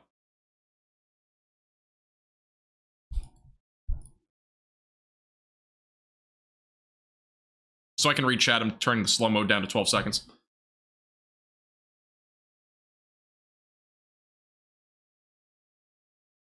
Can the storm get bigger? Honestly, the width of it is about 500 miles right now. It is a huge hurricane right now. I mean, it's category 2 level, but it's really wide. I think it's like 500 miles, so. 11 p.m. advisory has been issued. All right, so latest update on Hurricane Ian. This is the latest on the advisory. Ian is expected to become a major hurricane overnight or early Tuesday. Significant wind and storm surge impacts, will begin in western Cuba very soon. That's the latest update for Cuba. Again, we're going to get our latest update on the United States here in a few minutes. So stay tuned. Let me go ahead and pull this up. We'll kind of compare and contrast the 2 new cones as well once that comes out. Which, again, that will be coming out here in a few minutes as well. All that stuff pulled up, we'll be comparing and contrasting. We'll see what this cone does. If they shift it further east, which is my thinking at this point. And I think they might remove some of the Big Bend there, but we'll see what happens. And they will also, by the way, stay tuned even when they give out the cone, because there will be some other new updates in terms of storm surge impacts, and as well as not just that, but we'll also have a new rainfall outlook most likely, and flash flooding outlook. I don't think they'll be changed, but we'll have an update on storm surge and rainfall totals just after. So we have a lot to get to. Again, this will be a pretty lengthy session with this next National Hurricane Center outlook. So make sure to subscribe again if you have not already. Hit the red button down below. Keep you updated with the latest. Next advisory has just come out. Again, we are awaiting more information, so stay tuned. All right, latest update on pressure and winds. This is our latest update. For those that are wondering, I'm assuming everybody here is wondering, the Hurricane Ian is now up to 105 mile per hour sustained winds. It's increased by 5 miles per hour. Again, it is likely to become a major hurricane overnight tonight over Cuba. Pressure has dropped by 3 millibars from 965 to 962 millibars. So the pressure is still dropping. It's dropped about 10 millibars in the last 6 hours for reference. It is still moving about north-northwest at about 13 miles per hour. The speed and direction have really not changed a whole lot. So that's the latest update on that end. Cone has not been updated yet. We'll have that here in a minute, so stay tuned. Give you an update on what the cone does. Again, there might be a big shift. We'll see. Again, make sure to subscribe if you've not already. I can't remind you enough. Again, we're doing live coverage throughout the week. We'll keep you updated with the latest information as this gets closer to Florida. And all across the East Coast, too. We'll be doing a lot of live coverage this week. All right, we do have a change. It does seem like we're starting to see this shift further east. The cone is not updated yet. Let me go back over to here. Let's take off the infrared imagery. So we do have a shift at least to the intensity. It now is forecast to make landfall, at least on the main track, in Tampa. That's the latest update. Obviously, things may change. Landfall might be further north or south. But that is our latest update on the track. It does not show it'll go out to sea, at least yet. It's going to become a Category 4 hurricane with sustained winds near 140 miles per hour, though, just west of the Key West region. Wind gusts could reach almost 170 miles per hour, and it will pretty much get really close to Tampa as potentially a Category 3 hurricane still. So landfall very well could be around a Category 2 or 3 level. That's, again, that's what I'm mentioning. Cone, again, will be out here in a second, so stay tuned. We'll have our new cone most likely here in a moment. That is a big, again, we're starting to see the track shift further east. So I'm still awaiting the latest update on the track. We're going to have that in a minute, so stay tuned. The intent, at least the cone of uncertainty will be out here in a minute. New update. But again, it seems like we're beginning to see this track shift further east, which again is a bad thing that we do not need. If it goes through this portion of Florida, more significant impacts are expected to at least a good amount of Florida. So again, cone has not been at least posted yet. It should update on my end here in a minute too, so stay tuned. Updates are coming. And also, we should have a new storm surge forecast and whatnot here pretty shortly as well. So again, for those that are just tuning in, the track has changed. We are beginning to see this a little bit further off to the east. So the cone in representing that will probably also shrink and go more east. We'll have that exact cone here in a moment on where the eye could go. Again, if you're just tuning in, make sure to hit the subscribe button. Can't remind you enough. Again, we're going to do live coverage all week long. Make sure to hit the subscribe button down below. And like the live stream so this gets out to more people as well. UCF has closed schools from Wednesday through Saturday. Thank you, Alex. So yeah, I've heard a lot of schools have closed. The most recent ones is the University of Florida, I've heard, is closed, as well as the Daytona State College are the two more recent ones I've heard in terms of closures. Again, we do not have a cone yet. We're about to get it, though.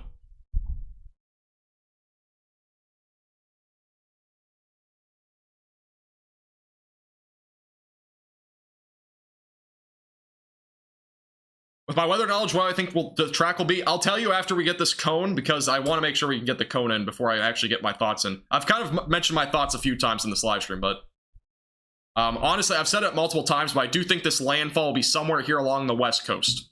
Again, the cone is not updated on my end, so this is not the new cone. We're still awaiting the new cone right now.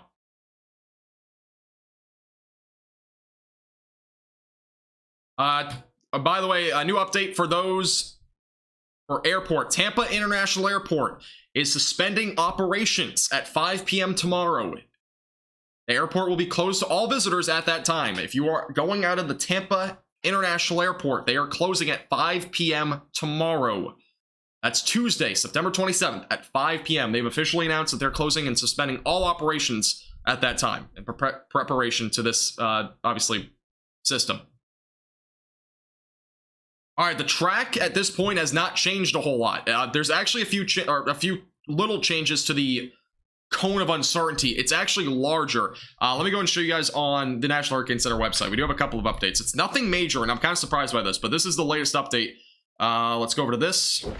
And this is the most recent update at the 11 p.m. advisory. So there aren't that many major changes here. The notable changes that I'm seeing, there's a couple. So it's a larger cone, actually, in comparison to before. So yeah, it's a larger cone overall, just by a little bit. It's a bit more broad once it gets out here closer to areas, in basically, the southeast United States, so back up in Tennessee and whatnot. So there's a couple of things there to note. Other than that, the only difference is the cone has gone slightly further south, by like a few miles. It hasn't gone that far south, but it's gone south a little bit more. So the possibility that this makes landfall and stalls over Florida seems to be an increasing likelihood. So that's our latest update on at least the overall cone as of right now with the 11 p.m. update. Other than that, I'm not seeing any major changes. At least the Big Bend as of right now is still included. Obviously, with the 5 a.m. update tomorrow, we might see bigger changes. But at this point in the 3-day outlook, one thing to note is that really anywhere in Central Florida, back through Tampa and whatnot, have pretty decent chances of seeing the potential for a lot of significant weather. Now, we're not done. This is not the only thing that we have to watch here. We have new update on the rainfall totals that should be coming out here, I believe, soon. And we'll also have a storm surge update, I'm pretty sure. All right, we do have a new update on storm surge, and it's nothing changed. So we don't actually have any update on there. But here's a look at the storm surge forecast. Let me go back over to here. So yeah, this is the latest storm surge forecast. Nothing's actually changed on this either. We're still looking at the same threat. So again, highest storm surge in Tampa Bay. It seems like they're going to wait until tomorrow for any bigger updates. But yeah, that's what we're looking at as of right now. So Tampa Bay, 5 to 10 feet. Charlotte Harbor, 4 to 7 feet. Those are basically the bigger updates as of right now on the storm surge potential as of now. But overall, the cone has really not changed a whole lot. The only thing that did change more than anything is the overall track of this. And it has shifted now. The intent, at least what they're forecasting in terms of the more likely scenario of where this eye of the storm may go, is currently centered probably closer to Tampa. That's basically the new update that we have. So you can see it make landfall as like a category 2 or 3 if it were to go this far down to the south, which is our latest update. So near Tampa, near Sarasota, seemingly a bit more of a likelihood that it makes landfall this far south. Other than that, we do not have any big updates on the cone, but we do have a few minor ones, as I said before. The cone is a little bit further down here to the south. That's about it. So surprisingly, there was nothing too big. I thought there would be a bit more than that, but other than that, that's our main update for at least the 11 p.m. advisory. Let me go back over to here and let's do this. And I'm going to take a look and see if we have any other updates beyond that, but I am shocked again. I was kind of surprised that the cone is this big still, but we'll see.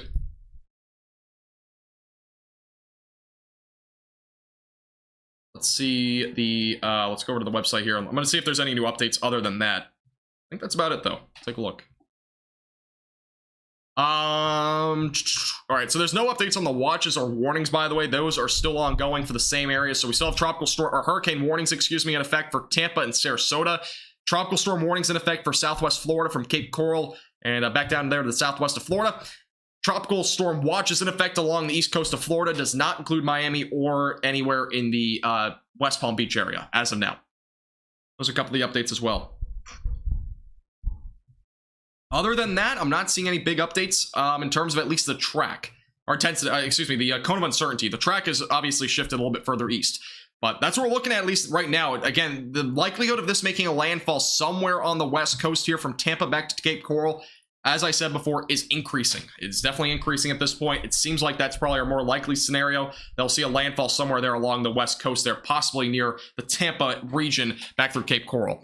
So, and yeah, that's what I've been kind of saying this entire time. I'll see if there's any new model runs as well. We'll take a look real quick. And we don't have any new, we actually have an HRR model run. We'll take a look at that real quick. The HRR model, I've not really looked at a whole lot for this because obviously it's more of a short-term forecast. This is the HRR model run, by the way. Let me change over the screen. Oh, I was actually on the wrong screen here. Let me go back over to this one. All right, here's a look at the HRR model, which is a model that I don't typically use too often for tropical storm or hurricane tracking, but it does indicate it would make landfall somewhere near Cape Coral. Again, computer models are becoming more consistent with a landfall down this direction. So basically from Cedar Key back through about Cape Coral in the latest update. So that's what, at least seemingly what we're starting to see now. A lot of these computer models are bringing it that far south. Now, granted, the HRR model is more known for really severe weather more than anything, but it is definitely indicating it might go that far south. This is the most recent European model run, by the way. It shows kind of a similar thing. It would make landfall somewhere near Sarasota or Cape Coral and eventually make landfall and go over into Orlando and whatnot. So, yeah, HR model, again, I don't typically use for tropics, but it is definitely something to keep in mind. Again, most of the computer models are from anywhere from Cape Coral, though, back through, again, potentially Cedar Key. That's really our range at this point. Maybe a little bit further west of Cedar Key, but again, my personal thinking, and I've said a lot, is really that I think it's going to make some sort of landfall between about Cedar Key back through about Cape Coral. That's my range at this point. The bubble, or the cone of uncertainty does say otherwise. It goes a little bit further west, but let's go and see where the actual area is. So a little bit further west would basically be, let's see, so near Carabella, for example. That's kind of like the range at this point for their bubble of uncertainty. My personal thinking at this given time, though, is it'll probably make landfall somewhere in this region here. So we'll see what happens, though. Again, that's from about Cedar Key back through Cape Coral, but we'll see what happens. Again, that's my forecast. I've been saying it for the last couple of days now, so we'll We'll see, but it seems like the likelihood of that happening is increasing with all the computer model runs kind of starting to shift a bit further to the south and east. We'll see what happens there.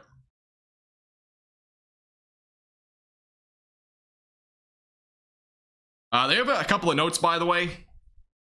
Heavy rainfall will increase across the Florida Keys and South Florida on Tuesday, spreading into central and northern Florida on Wednesday and Thursday, and in the southeast by Friday and Saturday, potentially causing flash, urban, and small stream flooding. Considerable flooding, including significant prolonged river flooding, is likely across central Florida. So for those in Florida, again, there's going to be probably a lot of flooding. That's been the biggest concern at this point, is probably the flooding potential. So, but again, if you're just tuning in, make sure to hit the subscribe button down below. Keep you updated again with the latest on the tropics over the next several days. A lot of live coverage to come. All right, now time for some questions and stuff like that, because we don't have a whole lot of an update here, but I'll answer some more questions. If you have any, feel free to leave them in the chat. If you have any questions literally about anything, feel free to leave them in the chat.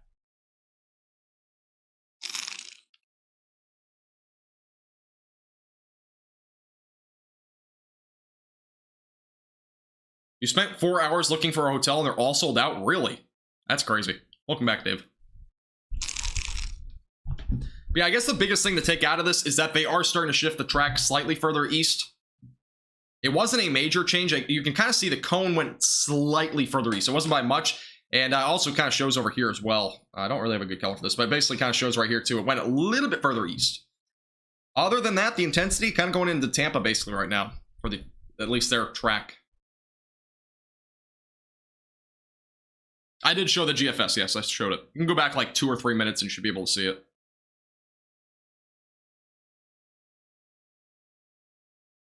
They're forecasting a major hurricane at landfall. Let me double check that. No, they're right now forecasting just a very strong Category 2 at landfall. Regardless of being a Category 2 that's strong or a low-end Category 3 hurricane, the wind difference of 5 miles per hour is not that big. So, regardless of that making landfall at whatever miles per hour it is, it's really not that big of a difference. We're still looking at significant impacts either way.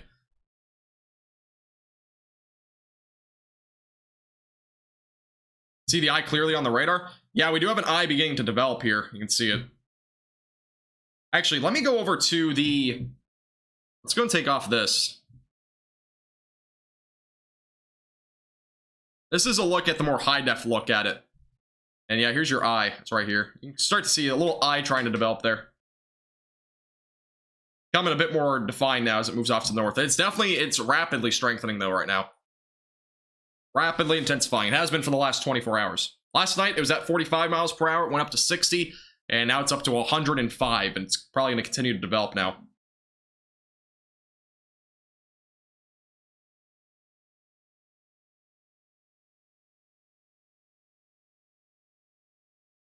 Just a friendly reminder, by the way, if you're just tuning in, again, friendly reminder, hit the subscribe button down below. Again, we'll keep you updated with the latest information about the tropics over the next several days. I plan on having another live stream tomorrow. I'm not sure when it'll start. I'll probably do something like I did today where I start one live stream, do it for a few hours, and I'll do another one. Unless there's tornado warnings and stuff like that, I might do one long live stream. So we'll see what happens. But tomorrow will probably be a bit more of a long live stream. See what happens, though.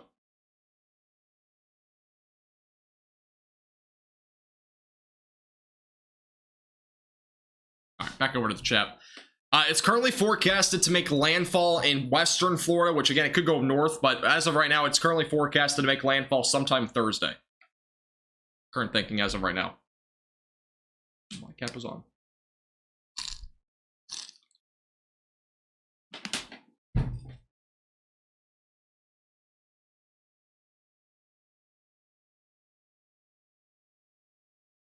Think it'll reduce in category as it hits land. That's what's the hope. Again, it's going to depend on what direction it goes. If it does go up into the northern Gulf of Mexico, it's going to weaken. And most likely, it's going to weaken down to a Category 2 or 1 upon landfall. If not, maybe even a little bit weaker than that. But if it goes into, you know, the west coast here near Tampa or even south of there, it will likely still be a Category 2, 3 hurricane, somewhere in that range. So that's the big concern as of right now with this storm, which again is becoming much more intense right now. It's intensifying still south of Cuba. So...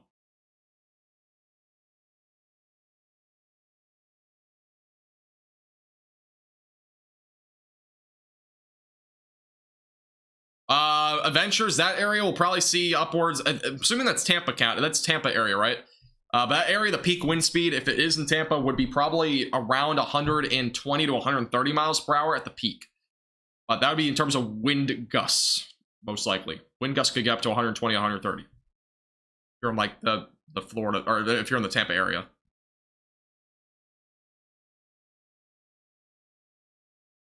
Why the euro changed so much? I couldn't tell you, Cassie. Honestly, it might just be a skew in the data, which is our hope. Maybe it will go more north and not really impact, that significantly in Central Florida.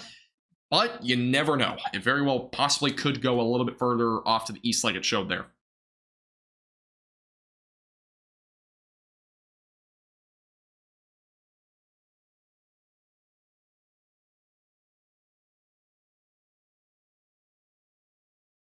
Taking a look at this real quick.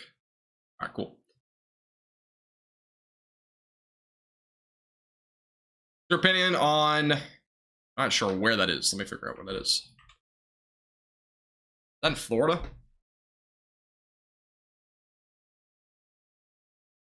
Anywhere in the Tampa Bay region, if you're like on that Tampa Bay coast, you really need to be considering evacuation plans. If you get, if you're told to evacuate, you need to evacuate, because that area is going to see significant storm surge along with really high winds, most likely. If it makes landfall directly there, it makes landfall around that area.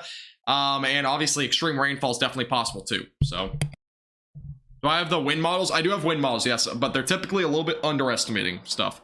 I'll go ahead and show you one wind model. I just realized I'm not on the right screen, but we'll go and fix that after. This is a look at the wind on the European model. This is probably the most realistic wind speeds that we can expect at this point if it were to make landfall near Tampa. In terms of wind gusts, you can see near Tampa, for example, near 100 to 120. It's going to be somewhere in that range, most likely. Sarasota, on the other hand, near 120 to 130, potentially miles per hour. East Coast, between 40 to 50. Tropical storm force winds most likely there. And then eventually they'll start to drop going into Thursday morning. But obviously high wind speeds expected along the West Coast if it were to make landfall again somewhere on the West Coast region. And from there, obviously, winds will pick up on the East Coast if it were to make a track somewhere like that, or something off this direction.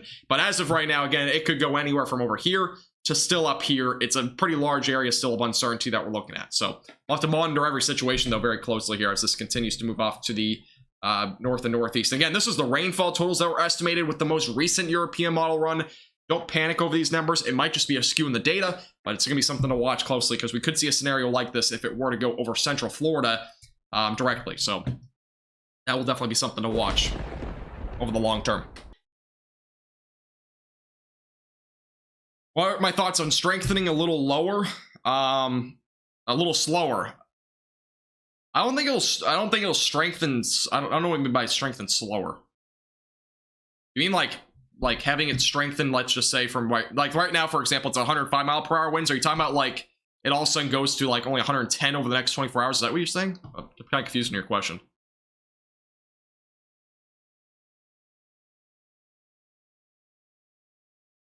But again, all I know is that in Pinellas County, for those near Tampa, I know evacuation orders have been ordered for Zone A, B, and C. That's at least what I know at this point. At least that's what I've heard. A, B, and C have been evacuated.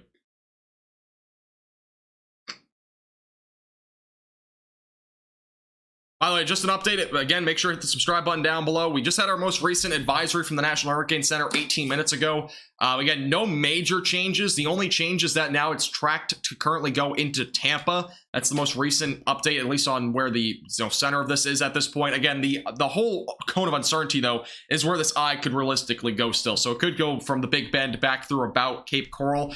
I do expect, again, this area to probably get condensed a little bit more here going to tomorrow morning, most likely. But let me go back over to here. Yeah, like the overall area of where this might go is really ranges anywhere from, again, Cedar Key to about Cape Coral is the area that I think it's going to make landfall in. But we'll have to wait and see what happens.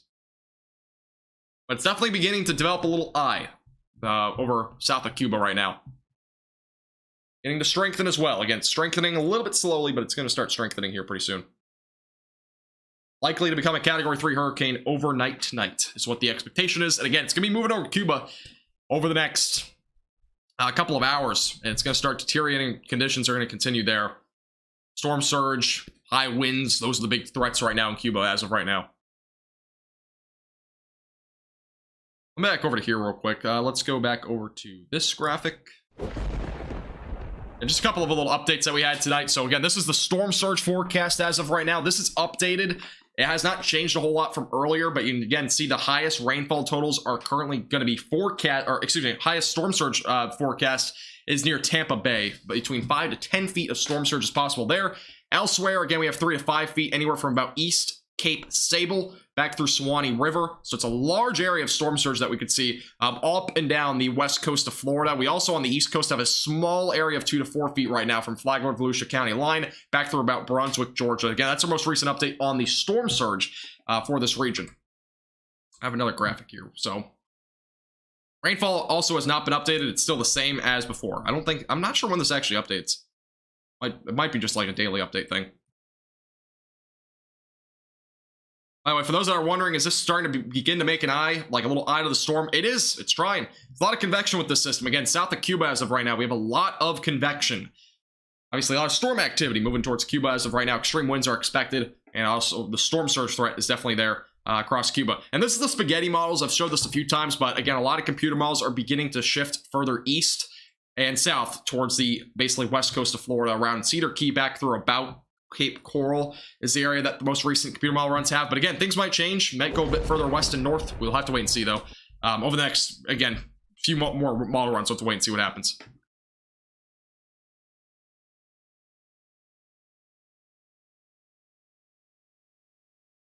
Yeah, if you have any questions, feel free to leave those in the chat. Again, if you're just tuning in for the first time, a friendly reminder to hit the subscribe button down below.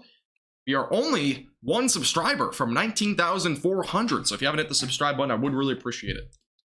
Again, I'm probably gonna be live here for the next hour or two just answering questions. So also any new updates that come out, I'll definitely keep you posted.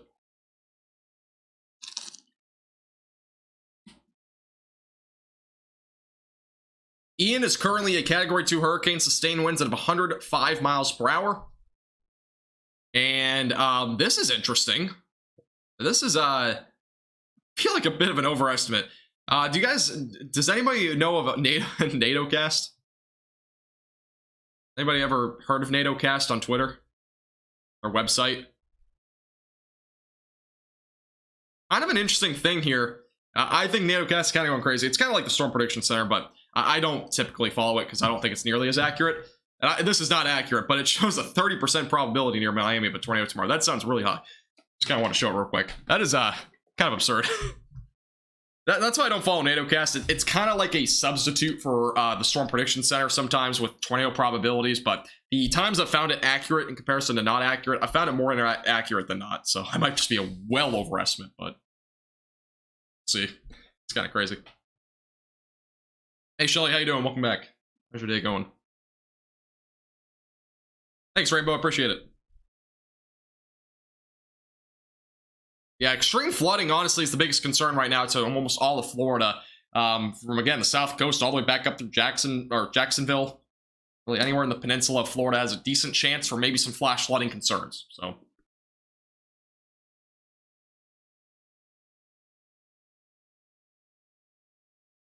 right, let me go and do this real quick. 10, and we'll put it back down to 2. 3, we'll do 3. I'm just updating the stuff here.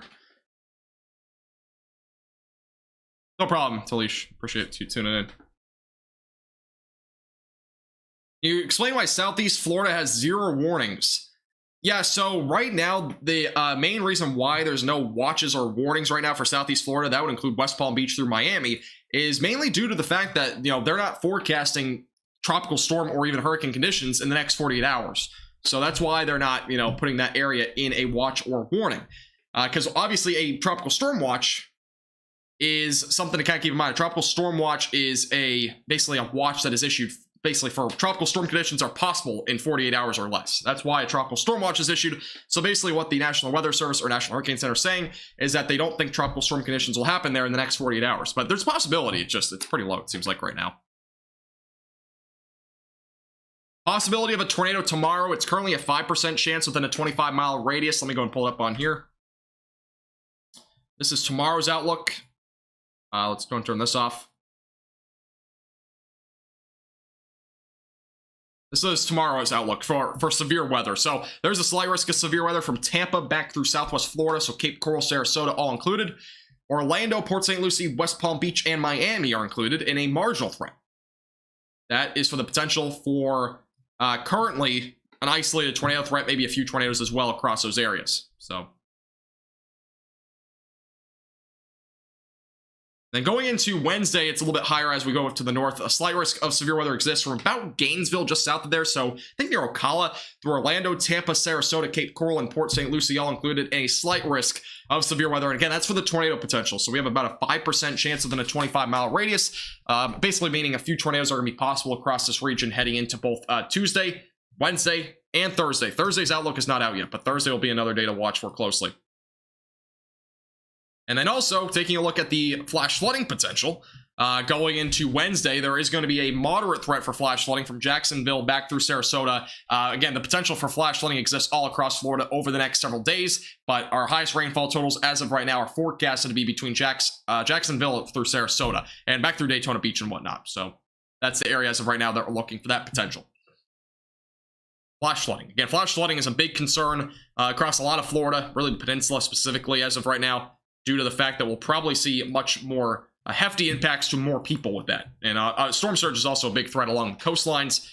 Winds will be most likely pretty high there along landfall as well on the west coast. So looking at as of right now. Let me go back over to this tilt. All right, let me get to some chat questions. If you have any questions, feel free to pop them in the chat. If you're just tuning in, again, friendly reminder, hit the subscribe button down below. We are only 65 subscribers from 19,500.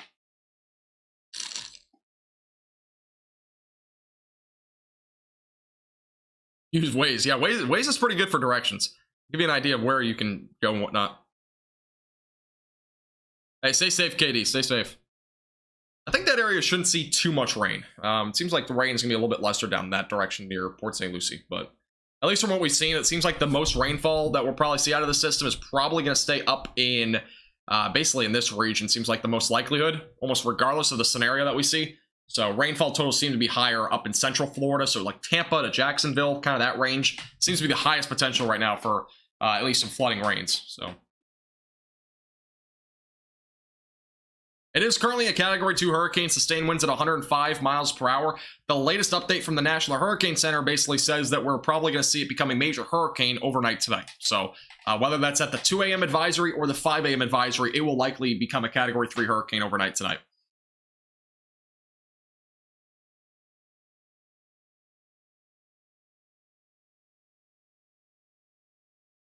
Let me take a look. Matt, let me take a look. It might be true. I think it was 20 nautical miles before, though. I don't know if I can confirm it, but that may be possible. I can't confirm it, but I'm pretty sure it's increased a little bit. It was, I'm pretty sure it was originally 20. I don't think it was 18. Very minimal difference, but pretty sure it was 20 before nautical miles.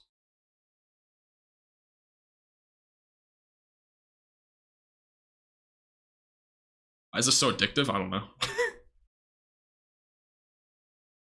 Dream Elements is just a bot rainbow. Lakeland, Florida. Let me figure out where that is first. Back over near Winter Haven. So Orlando. Or no, that's actually southwest of Orlando. Alright, so let me go and show you the rainfall totals that's currently being forecasted by the Weather Prediction Center. This is their latest update. I don't think it's had another update. Yeah, so this is the latest update as of now in terms of rainfall totals. And it really ranges over the next 5 days, basically, in terms of rainfall. So back over there, it seems to be somewhere between potentially 6 to 8 inches of rain. You can see like Daytona Beach, 10 inches. Tampa, potentially 9 to 10 inches. Sarasota, 8 inches. But again, it depends a lot on the track because as of now, we've seen a lot of differences. You know, it very well could go through central Florida. It could go up this direction. This is accounting for the potential for this system to make landfall up here near Cedar Bay. If it goes further east or even goes further off or further northeast or even further east, there could be a lot more rainfall in central Florida than this. So we have to monitor this pretty closely. But right now, it's forecasted to be somewhere between 6 to 8 inches of rain when it's all said and done. Obviously, that would be over a couple of days, maybe 3 days. So it's forecast in terms of rainfall totals as of right now.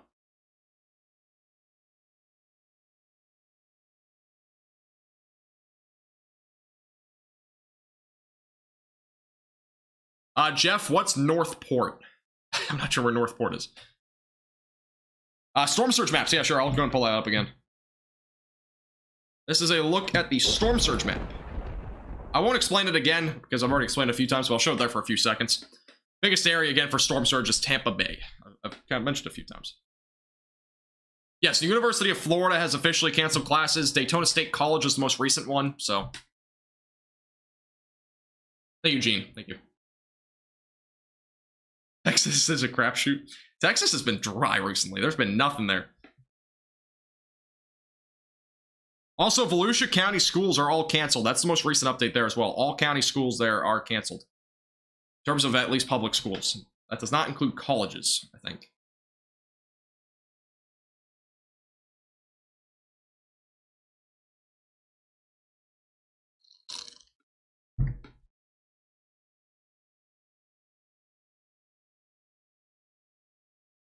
Again, that's the storm surge map as of right now. This is, again, the rainfall that's not updated yet. Not a whole lot of other updated stuff right now. I'll take a look at any other computer models that might be coming out here pretty soon. Go back over to this for now. Take a look and see if we have any other computer models that are going to be coming out here in the next few minutes. See if we have any new tracks or anything like that. The Canadian model actually just came out. The a bit more specific Canadian model. I'll see if there's any differences on here. One of the Canadian models has it making landfall in Tampa and eventually goes up to the north through central and northern Florida. Does not go into the Atlantic Ocean.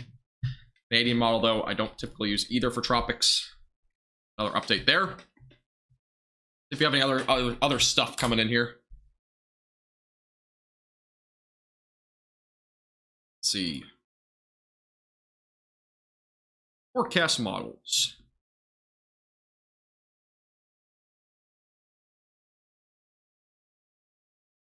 Yeah, the most recent model run with the HWRF, which is typically not too accurate long term, but it can be sometimes. It still has it going towards Cedar Key. So yeah, honestly, the landfall seems to be more likely than not between Cedar Key and Cape Coral. That's, again, what I'm thinking right now. Hopefully I'm wrong, because I would rather have it go more north and west so it doesn't make nearly as much impact, but... we do have another update from the Icon model. Alright, we do have an update on the Icon model. Let's go and take a look at that. I'll go ahead and show you guys that. I just need to go ahead and figure out how to get this in the right region.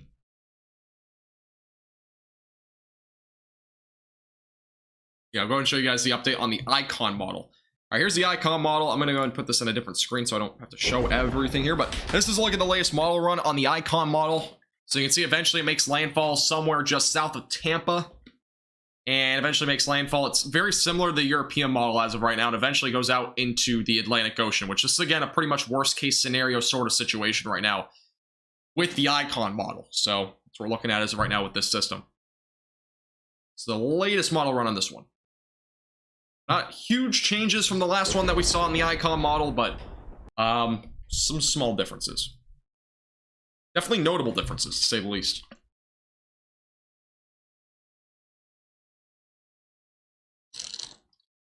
Yeah, the cold front came through North Texas yesterday.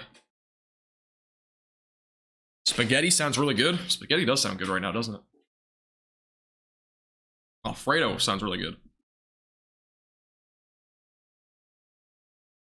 Yes, yeah, that was from Tropical Tidbits. Yeah, you're correct. Hey, Anthony, how you doing? Welcome back. Cuba's definitely going to see some significant impacts. Western Cuba specifically. Pretty significant impacts coming to Western Cuba right now. Tropical hurricane force winds along those areas and whatnot.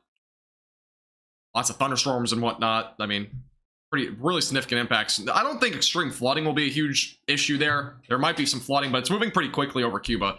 Flash flooding possible. It wouldn't be the worst threat. Storm surge and basically winds are the worst threats right now over Cuba.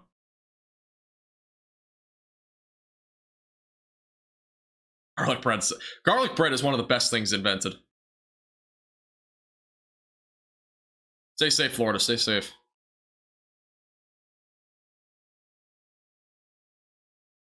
All right, let's stop talking about food because I'm getting really hungry. I'm getting hungry now. Honestly, let me figure out if we have any cams in Cuba.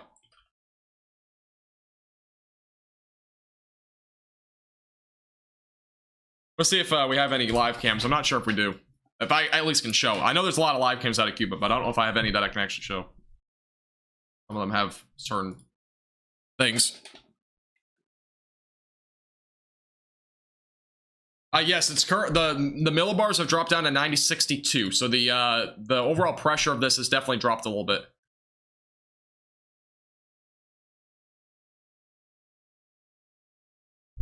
It's the latest update there.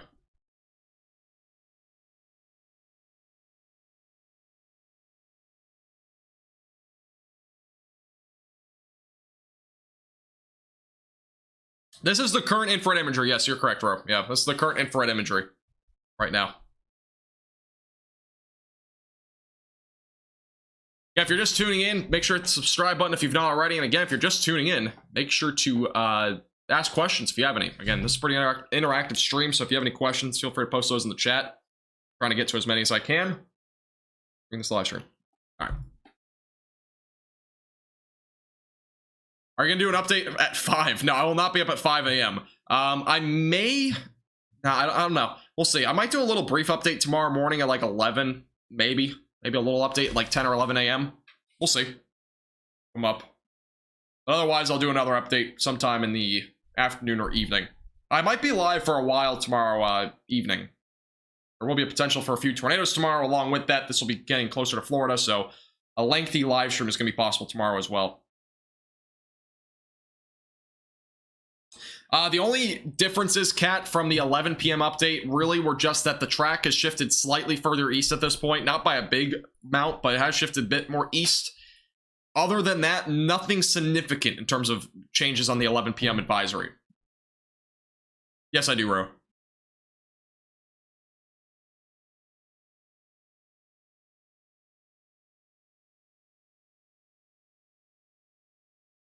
It might turn like Charlie. Yeah, that's the big concern. This might actually end up taking a bit of a turn, going somewhat like this, like Charlie did. That's kind of one of the concerns right now that we have with this system. So that's one of the bigger concerns, I should say. As it continues to move off to the north and northeast, that's definitely a big concern. Is that this could do something like Charlie did, and hopefully it doesn't happen, but it's possible. It's definitely not out of the question right now.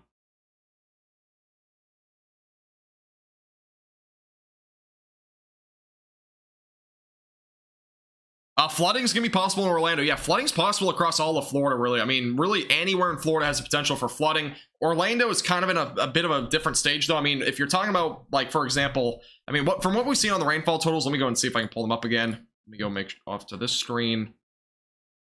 Again, this is just one computer model. It's the QPF from the Weather Prediction Center. If I can find it, there we go. Again, this is their latest update. It shows most of the rain, again, being off the coast, with rainfall total sporadic around Florida between, 6 to 10 inches across central and northern Florida in this region.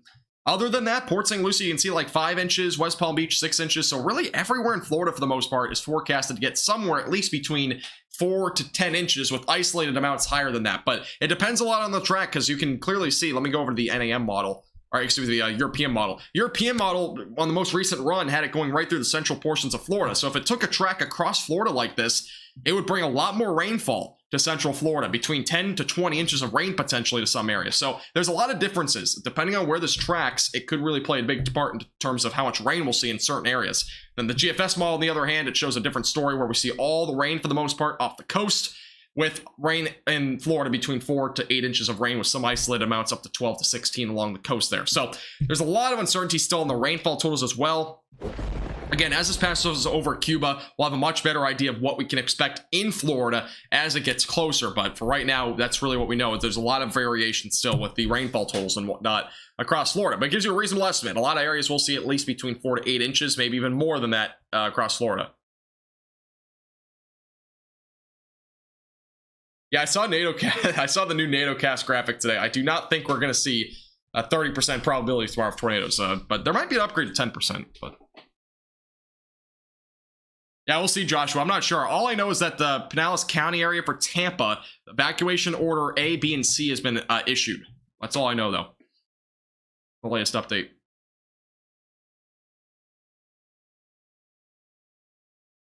How's Fort Myers doing? There's some, it seems like maybe a little bit of rain coming up there. A little outer band right now moving off to the north, but other than that, nothing really right now. Bit better, different view, by the way, on this.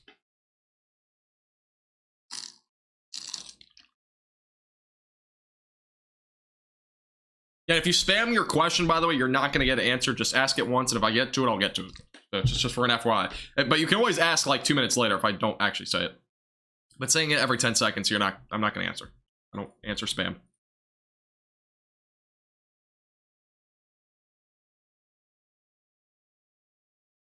Is it possible to be stronger upon landfall? Yeah, so one of the big question marks is where this makes landfall. And let me turn off the infrared imagery again. So if it makes landfall down in this area here, I'll kind of make a little outline. If it made landfall from about Tampa back through Cape Coral, it will likely be a category 2 or 3 hurricane, okay? Now, if it makes landfall somewhere back up near Cedar Key, it will be between a category 1 to 2 hurricane. If it made landfall back up here, closer to like, basically, about Panama City back through Cedar Key, it would most likely be a tropical storm or a category 1 hurricane. That's pretty much the forecast, because we have a lot more wind shear up here, back up to the north. Let me draw an actual circle, but up to the north, we have a lot more wind shear. And when hurricanes run into wind shear, they typically weaken a lot more. And that's what's at least forecasted if it were to take a more northerly track, closer to areas like the Panhandle or the Big Bend. So, yeah, again, that's pretty much what we're looking at for right now. Along the west coast near Tampa and Cape Coral, though, we're potentially going to see a landfall of category 2 or 3 if it were to go that far south and east, which is definitely a much more noticeable possibility in comparison to before. So, again, that's our scenarios as of right now with this system in terms of its strength upon landfall along those areas. By the way, we're only 11 subscribers from 19,500. If you've not already, make sure to hit the subscribe button down below. Again, we'll keep you updated with the latest information on Hurricane Ian. As it continues to march towards Florida, we'll be going live a lot this week. So I'll keep you updated with the latest information there.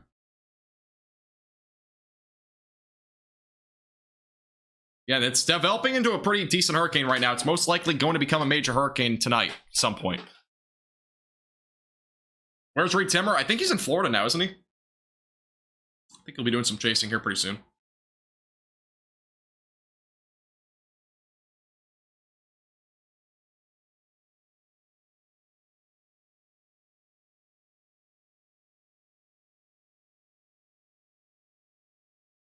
Reed's heading to Tampa? Yeah, I kind of thought so. Yeah, I'm pretty sure all the storm chasers at this point are going towards Florida.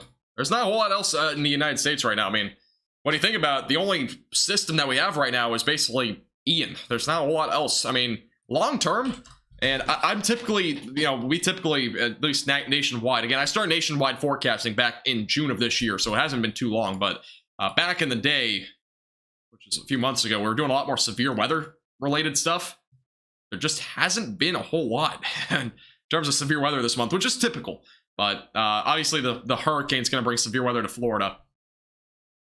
And we haven't seen any big cold blasts yet. We saw some cooler weather in the Northeast, though, the last few days, which was interesting.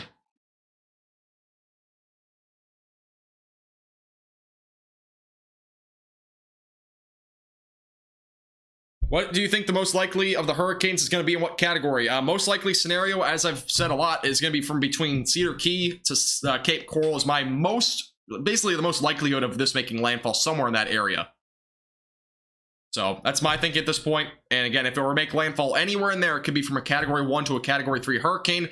The further south, the stronger it would be upon landfall. And that's all due to the wind shear up in the northern Gulf of Mexico. Thank you, Heidi. I appreciate it.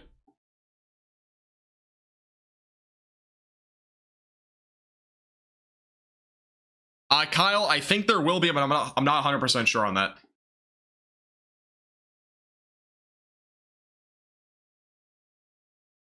Gorilla, Charlotte is possibly going to see some impacts, but that's very long term. Anything beyond Florida is pretty hard to predict right now.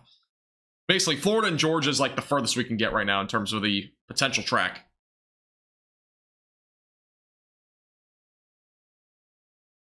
And North Carolina is the same way. Anywhere north of Georgia, it's hard to predict the long term right now. In terms of what could happen with the system, what will it bring to you, all those things are kind of question marks right now. We're only 1 subscriber, by the way, away from 19,500. We're really close, actually, to 20,000 subscribers. Again, just a friendly reminder, hit the subscribe button down below. Again, we'll be covering this a lot this week. I know I keep saying it, but we're covering it a lot. I'm probably going to have another live stream tomorrow. I might have a few, actually. I might have one in the morning at 10:30 or 11 a.m., maybe just the update on the 11 a.m. advisory. I may also have a live stream sometime in the evening. I'm probably going to have one in the evening, but That's my plan as of right now.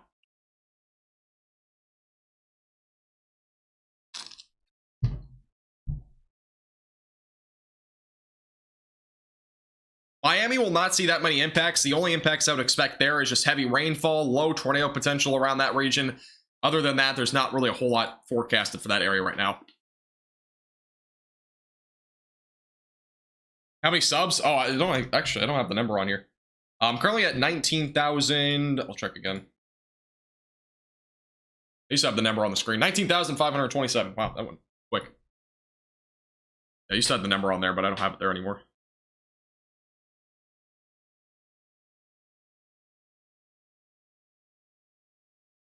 Is the storm venting properly? Yeah, it's in that kind of stage. Again, it's been rapidly intensifying over the last the last 24 hours. It's actually, at this point, it's been that rapid intensification stage. So it has been rapidly intensifying. And again, that's going to continue probably over the next 24 hours as it becomes potentially a Category 4 hurricane over the southeastern Gulf of Mexico. That's really the forecast at this point. Likely see it get to a Category 4 stage. Hey, have a great night, Gene. Appreciate you stopping by.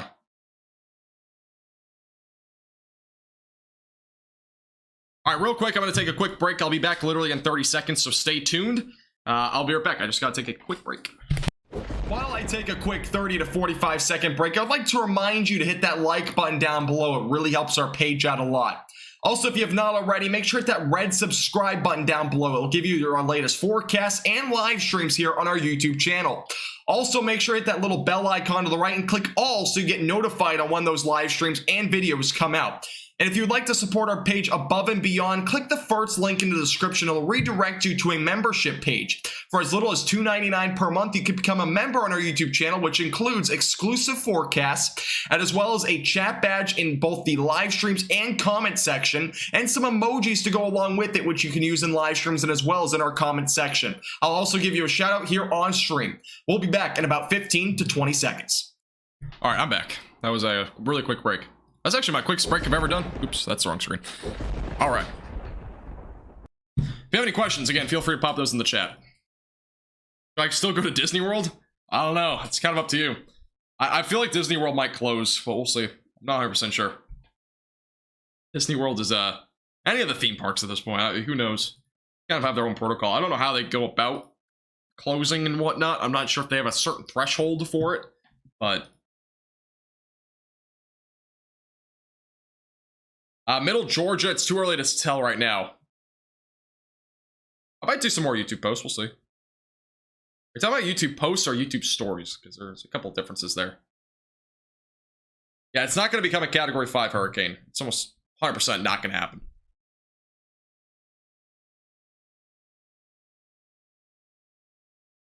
That is a lot of subscribers. What in the world?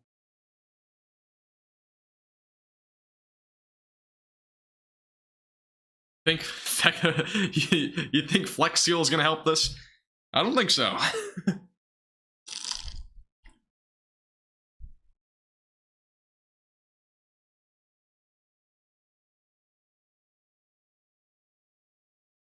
Disney World, they actually have hurricane. Yeah, okay. Lakeland, main threat right now is going to be for flooding. Potential for flooding is really the biggest threat across most of the peninsula. Then on the coast, it's obviously going to be storm surge, and then extreme winds can be the main threat along the coast wherever it makes landfall.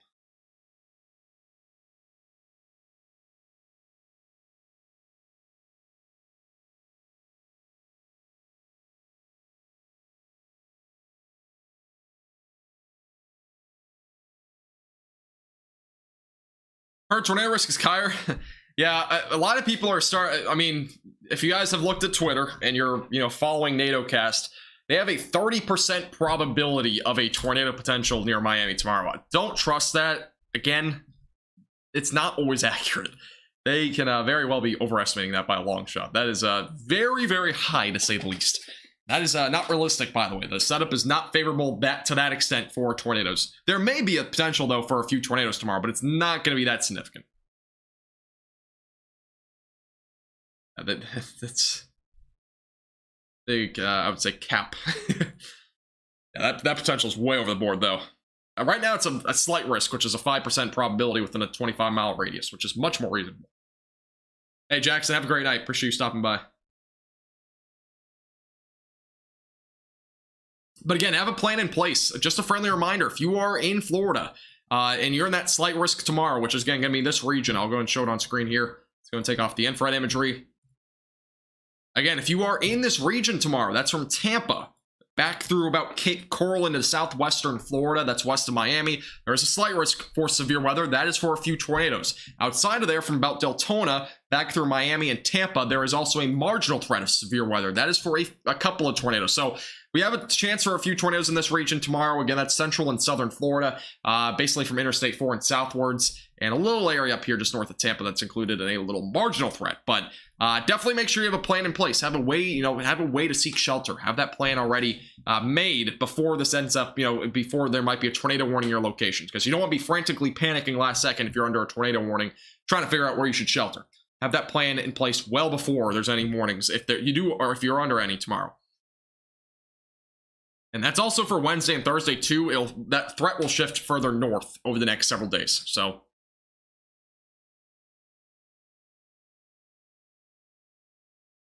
thank you, Katie, for subscribing. I appreciate it.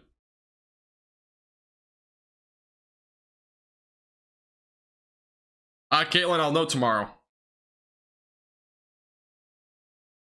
All right, so pressure numbers. That's a good question. Actually, they do, for just a real quick, they do actually have hurricane hunters right now going into the storm. Right now, they actually have hurricane hunters going in there. Just looking at it. Yeah, they have hurricane hunters going in there right now.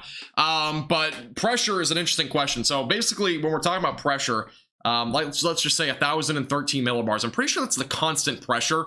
When we go over that number, we typically are talking about more of high pressure. When we go lower than that number, we're talking about low pressure in most instances. Now, 1,012 millibars is typically right around that constant pressure. It's not typically that big of a difference. But when we start to get down to like 1,000 millibars, that's indicative of a low pressure system in most cases. Now, with this system, it is currently around, I believe, 962 millibars, which is obviously a hurricane.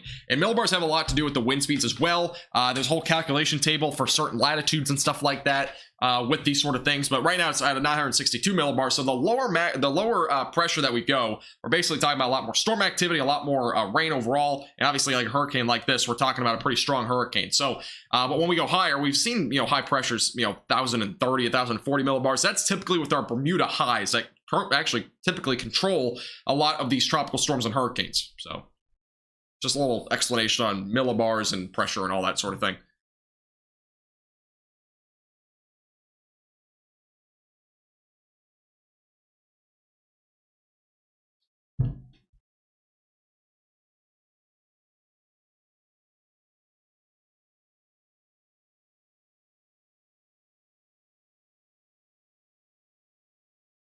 All right, back over to here.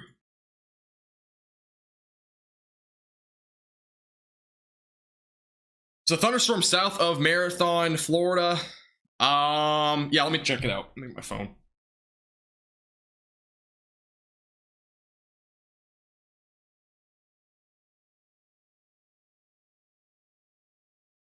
I'll take a look. So Marathon, Florida. That's down by the Keys. I know that.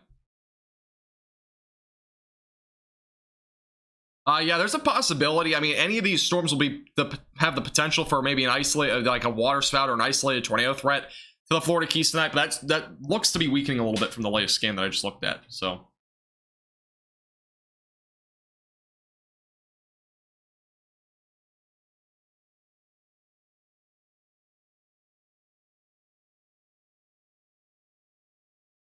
back, there's a hurricane coming through. Yeah, honestly, again, if you're in Florida, just make sure that you are again getting prepared. That's the best thing that you can do. By the way, we do not have any live cams in Cuba, if anybody was wondering. We do not have any live cams. I don't think there really are that many in Cuba, if I'm not mistaken. So it's a little update for those that are wondering on that. That was from earlier. By the way, for those that are in Florida, here's a few things I'm going to remind you of just in case you've not already done this. Anywhere in Florida, a lot of great tips here. Make sure you have food and water. Those are obviously very crucial at this point. Make sure you have plenty of water and plenty of food to get you through the next several days. Have a week or two supply of that. Keep gas tank full. That is a huge one. Make sure your gas tank is full. Mine is not. That's basically empty, so I need to make sure I get that done now. Make sure your gas tank is full if you're in Florida, because you want to make sure you have a full gas tank. It's gonna be hard to get gas, going through the next few days. Also, make sure you have a radio. Batteries and phone chargers are all ready. Make sure your phones, tablets, all that sort of stuff is charged up. Make sure you have flashlights and stuff like that charged up, because power outages are definitely going to be possible here over the next several days. Medicine and prescriptions as well. Just make sure those things are ready as well for at least the next several days if needed. So, just a few little tips and tricks if you're in Florida. Again, kind of getting ready for the storm that's coming this way. Oh, they're actually restricted in Cuba. I did not know that. I am Rainbow. Yes, I'm on the track of this hurricane. Be exciting. Yeah, I need to get... The only reason why I didn't get gas is because I was just trying to save money, but I probably should have. I waited a little bit long.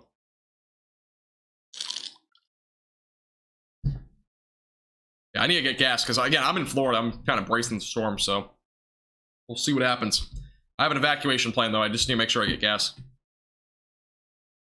Well, it's exciting from like a meteorology standpoint because I actually never experienced a hurricane before. The catastrophic stuff that comes with it is obviously, devastating and whatnot. And that's not something that anybody wants.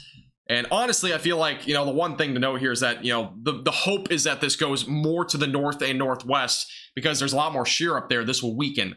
But unfortunately, it's becoming more and more likely that this system will likely go into the west coast of Florida, which is currently really the worst case scenario. So I've never experienced a hurricane before, so it will definitely be an interesting experience.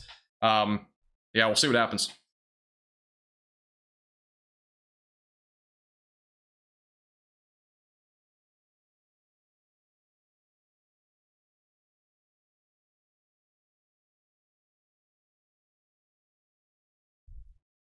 Thank you, Midlife, for the $2 super chat. Appreciate it. Thank you.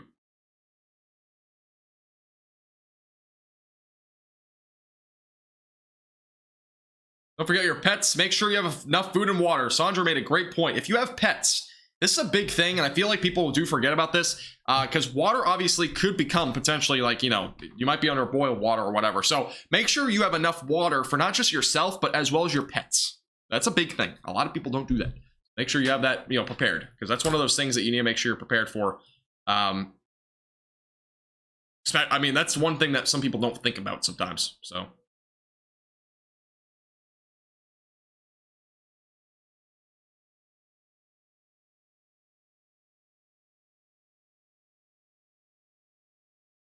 Hey, Deanna, how you doing? Welcome back. Hey, stay safe, William. Stay safe. Kennedy Space Center. That's interesting. Stay safe out there. Yeah, apparently there's a tip, and I never thought of this, but there's like a whole tip sheet. Let me go and pull it up again. Let's see. All right, so this is a bunch of tips if you're in the track of this hurricane and whatnot. These are some interesting tips.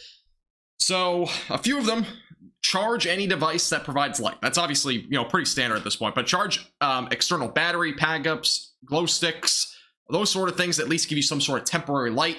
Laptops, tablets, cameras, video cameras, and old phones should all be charged. Even if they're old, even if you don't use them anymore, it has at least a source of light, if you're to, run out of power and whatnot.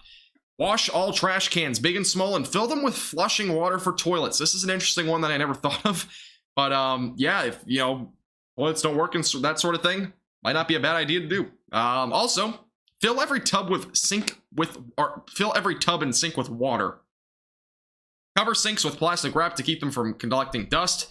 Fill the washing water machine and lid up to store water. I don't understand the whole point of that. Maybe just for like taking showers and stuff, but I don't know. That's just a tip. Again, these are tips. These are not for me. Fill empty water bottles and other containers with water and keep them near sinks for hand washing and stuff like that.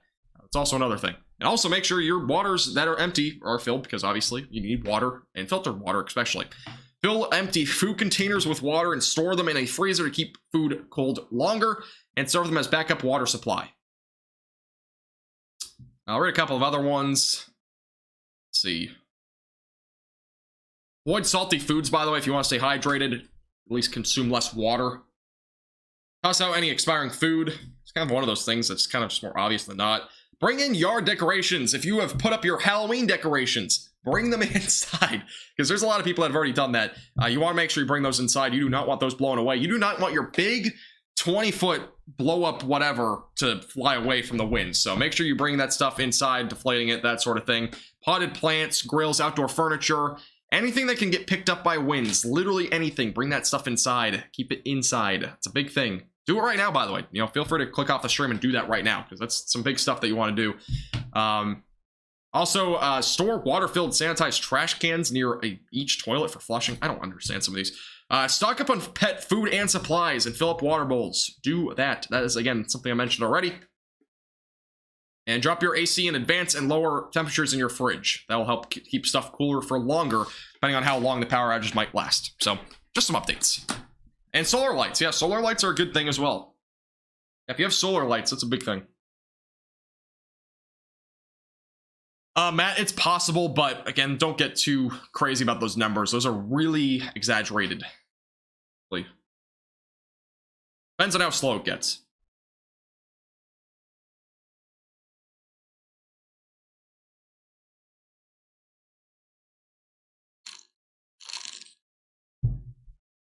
Hey, sounds so good, Rainbow. Appreciate you tuning in. Have a great night. Again, if you're just tuning in for the first time, make sure to hit the subscribe button down below. And we'll keep you updated with the latest on the tropics over the next several days.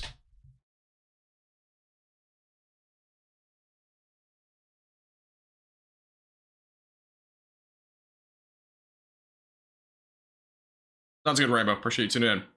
The compliments. Thank you, Tristan, Steven, and Jared for subscribing as well. Appreciate it. All right, let me start turning down the chat stuff here.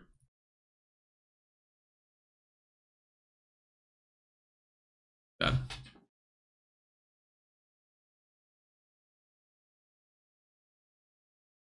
Yeah, download. Yeah, if you want entertainment while this happens, I mean, download, you know, streaming content like movies and stuff. That's a good idea. I have never been in a hurricane. Nope, I have not. It'll be my first experience. Oh, you can see it's developing an eye right now. It's about to make landfall in Cuba here within the next about 30 minutes or so. Pretty close to making landfall here. Here's the eye, by the way. About to make landfall in Cuba. I'm not sure how many miles that is. Let's go ahead and figure that out. About 24 miles from landfall, so in about an hour or so it should make landfall. Maybe an hour or two until it makes landfall in Cuba. That's what's going to happen here pretty soon. Most likely going to make landfall here in Cuba. Most recent update, though, on here. Hey, stay safe, Maple. Have a great night. Appreciate you tuning in. Yeah, the eye is developing. Honestly, I wouldn't be surprised if it's a Category 3 hurricane by the 2 a.m. update. Which I won't be live for, but yeah, 2 a.m. update, realistically, it could be a Category 3. Sustained winds probably at 115 miles per hour, pressure down to 956 or 7 or somewhere in that range, most likely. At least expected as of right now. Again, if you're just tuning in, feel free to leave questions in the chat, comments, anything like that. You know, I'll be answering questions for the most part for the next little while. Take a look and see if we have any other updates as of now. I'm not seeing any new updates. The next Storm Prediction Center outlook comes out in 2 hours. Again, I won't be live for that. Next WPC outlook, I'm pretty sure, comes out around that same time. So good to hear, Native, by the way. Good to hear. Yeah, that area shouldn't be too bad. Southeast Florida is not currently really under any watches, but there'll probably be at least some rainfall down there more than anything.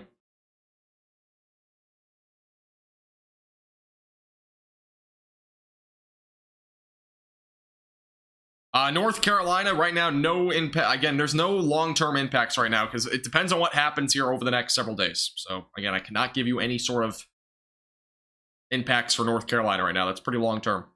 We still have to get through really what happens here in the next 48 hours, and then from there, you know, it could really go anywhere. So, but North Carolina is in the bubble, so definitely gonna be a potential for maybe some heavy rain, and the potential for maybe a few tornadoes is possible as well as it moves up that direction. But we'll see what happens.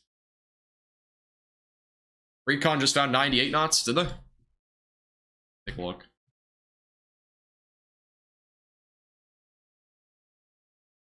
this was updated. This was 55.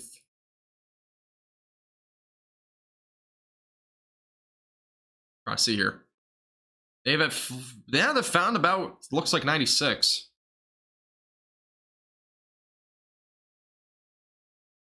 So yeah, it seems like it's at least at 110 mile per hour winds right now, from the latest recon scan. So yeah, we're most likely up to about 110 mile per hour winds. So it's pretty close to a category 3 hurricane. If not, it might already be one. But obviously the next update comes out at 2 a.m. That's the latest update. So there might be up to a category 3 now. Pretty close to it though. Yeah, 96 knots is 110 miles per hour, so.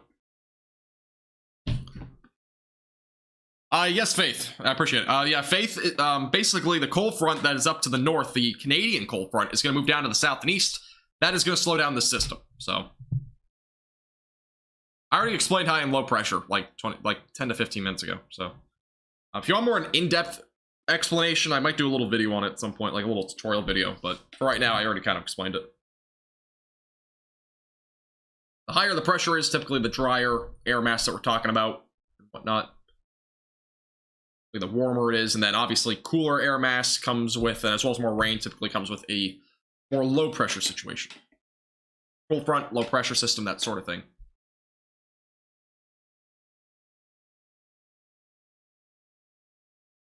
Let me double check that.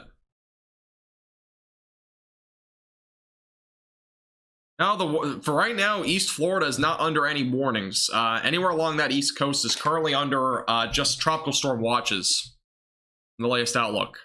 But they might get upgraded to warnings at some point pretty soon. We'll see. Have a good night, Steven. Appreciate you stopping by. Danny, I've mentioned it a few times. I don't know why you're yelling. But yeah, Orlando right now, rainfall is the main concern. But obviously, long term, if this does make landfall and goes up Interstate 4, for example, we could see a damaging wind threat as well. Right now, that's the main concern. Have a good night, admin. Appreciate you stopping by and tuning in.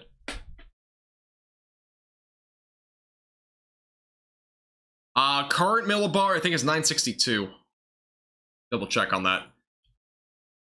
Yeah, but the current millibars is 962. Yeah, so 962. Sustained winds at 105 miles per hour currently. That obviously probably will drop here pretty soon. Parts of southern Florida under a tropical storm watch. Are you talking about southeast Florida or southwest Florida? Because southeast Florida, I'm pretty sure, is still under no watch. Double check, though.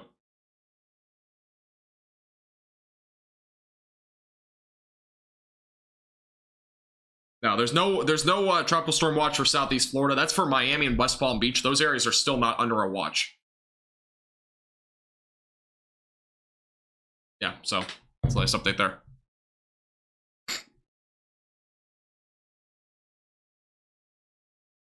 I can take a look at the updated. I mean, the latest update is currently that we don't have any watches down there. The only watch is like an aerial flood watch or something like that. Let me double check though on this end. Yeah, there's an aerial flood, or there's at least a flood watch of some sort in southeast Florida. Otherwise, there's no warning or watch or anything like that. Yeah, it's the areas above. Yeah, exactly. So there's a currently an ongoing. Off the infrared again. This is the ongoing watch that we have. I actually have the severe weather thing on. So there's a current ongoing tropical storm watch in effect from about Port St. Lucie back up through about Brunswick, Georgia. So it's a pretty large area. Also through areas in the Big Bend. So from about Panama City back through Cedar Key. Cedar Key back down through near Tampa, hurricane watch. And then Tampa and Sarasota, a hurricane warning. There's also a tropical storm warning in effect from Cape Coral back through southwest Florida. Also have a hurricane warning over here, just west of Key West. Key West is under a tropical storm warning, and that's what we're looking at right now. Miami and West Palm Beach are not included in either of those right now, so they're not under any watches other than a flood watch.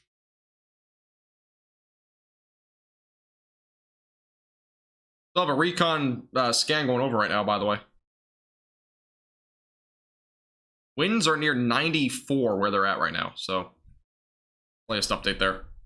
Recon scan is currently on the map near Cuba.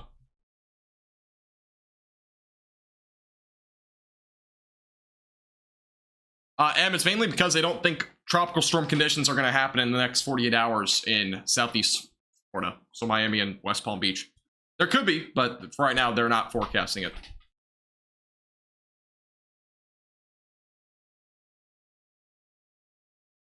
Thanks, Dan. I appreciate it. And just a friendly reminder, again, if you're just tuning in, make sure to hit the subscribe button down below. And we'll keep you updated with the most live coverage over the next several days. Not too far away from 19,500 subscribers, so if you haven't already, make sure to hit the subscribe button. Apparently, I thought we hit it, but we didn't. If you have any other questions, feel free to let me know. I'll be live for at least the next 10 to 15 minutes. Answer some more questions, but... Recon is just basically hurricane hunters going into the storm, man.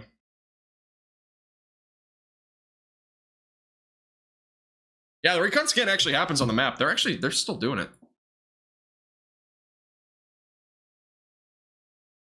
106, 108, 105. It looks like the highest wind speed that they've measured here in the last few minutes was 108 miles per hour. That's near the eye of the storm, by the way.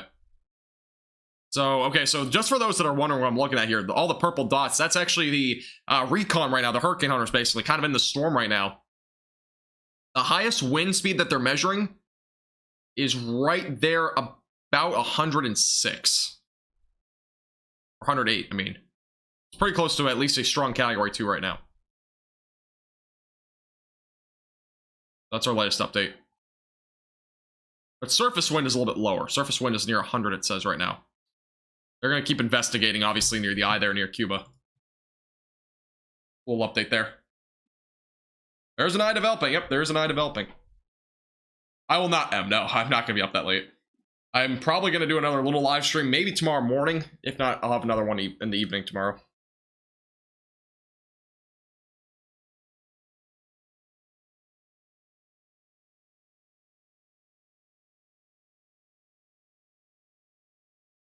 Gainesville, I've not heard any evacuation orders at all. The only area I've heard evacuation orders was Tampa. And maybe Sarasota. I think those are the only 2 areas that I've heard legitimate evacuations that are mandatory, but that's only for certain areas. It's not for the entire city. Certain areas, at least near the coast. Kyle, no, not really, because there's typically not a whole lot that comes out of the intermediate advisories. The only advisory that typically have a lot of stuff are typically the ones at like 5 a.m., 11 a.m., 11 p.m., and 5 p.m. Those are the main updates. The ones that are intermediate are typically not major updates. They might shift the cone a little bit, but other than that, I don't expect a big change by any means.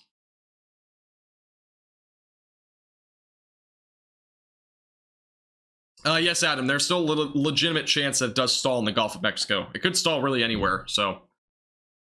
That's good, Adam. Appreciate you tuning in. Hey, stay safe, Patricia. In Gainesville. Stay safe.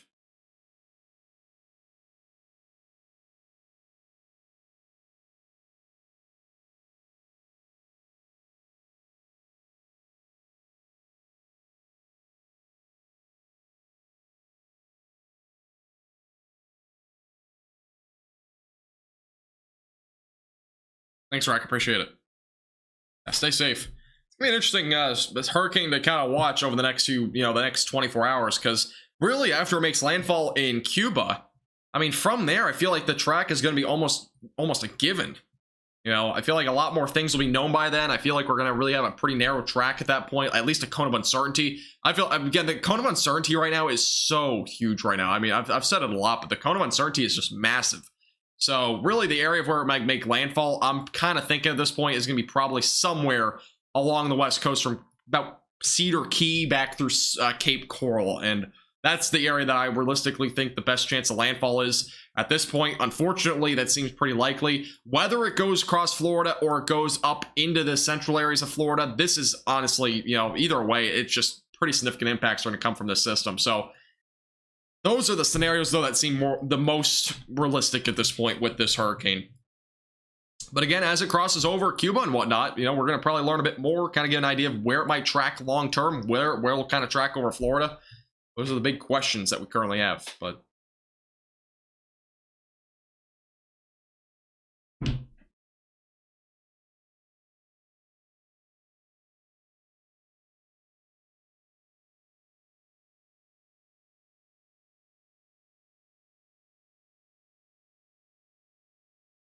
Anybody have any other questions? Feel free to let me know.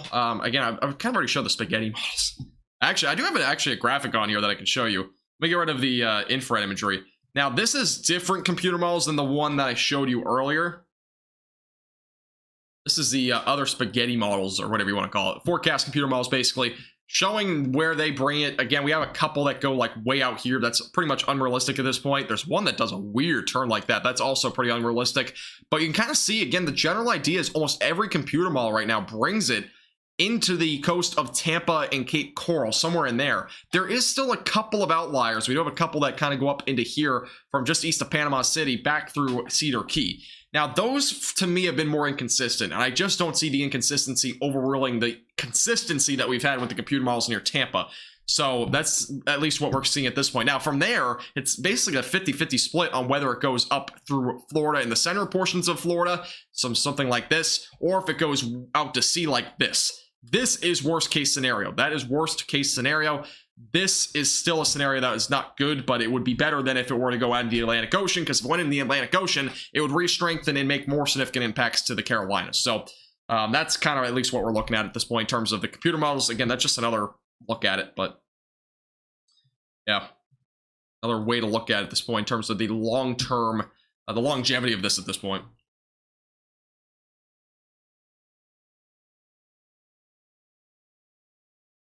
Have a great night. Hey, appreciate you tuning in.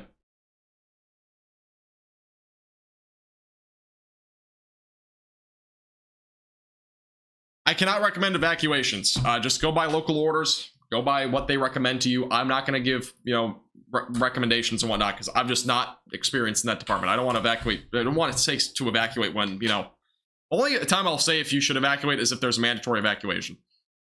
It's kind of where, that's what it comes down to. There's always computer models that are crazy. To be honest with you, I've seen computer models in like something like this before, where a computer model will literally just do this.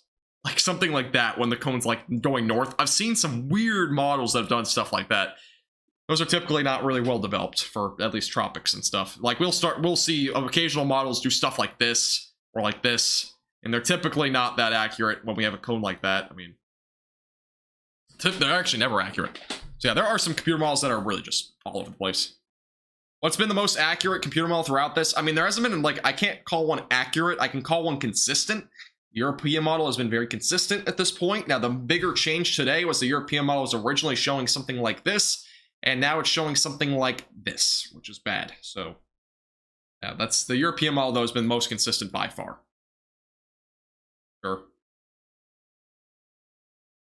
Thanks, Rack. I appreciate it. Have a great night. Tampa would probably be the worst place to get hit. Yeah, most likely. Most likely be Tampa. Somewhere along the west coast. So Tampa to Cedar Key seems like the worst area to be at this point for this hurricane.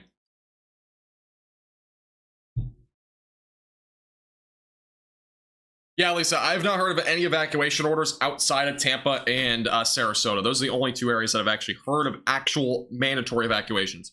And that's not for the entire town or city. That's just for certain areas along, basically, like near the beach and whatnot. So, next update is at 2 a.m. I will not be live for the 2 a.m. update, but that's in about an hour and a half.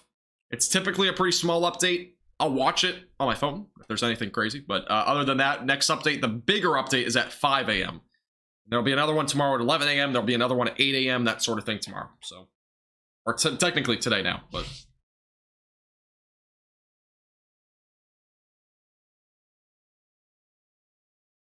How far inland do surges typically go? They don't go that far. I mean, they might go inland if, depending on how high the city is. Like, if it's like, really flat city right along the beach, I mean, it can go kind of far. But if it's like, like Tampa, for example, there's only certain areas where that storm surge will actually be. Typically, it does not go that far inland, though. I mean, it does not. I mean, for example, if you're like Orlando, for example, you will not see storm surge. You're way too far inland. But like, for example, if you're over here near Tampa Bay, typically in this sort of scenario, if we had, let me just take off the infrared imagery. But if you were to see like storm surge, for example, it might get kind of close to the coastline like this or something like that. It would be like right along the immediate coast, basically.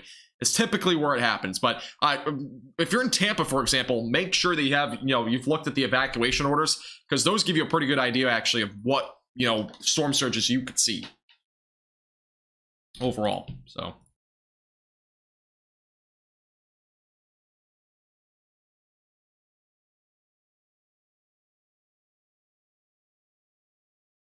right. Actually, I'm going to take a look real quick. Do we have any other computer models coming in? Let's see. The GFS model has a new update. Let's go and take a look at that. I did not realize that. We have a new update from a computer model. It's the GFS. Let's see if anything has changed. Let's take a look. You have an update from the GFS model.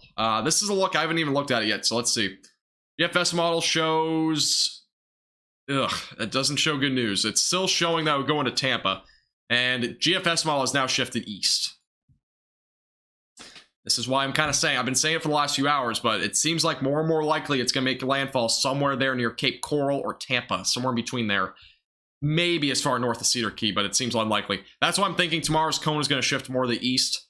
From there, where it goes is uncertain, but GFS model is not showing good news at this point. And it's also stalling, which would bring flooding rain. Let's take a look at the rainfall totals it indicates at this point. In this update, might take a second to load. Take it off that for a second while it loads. That's not good news.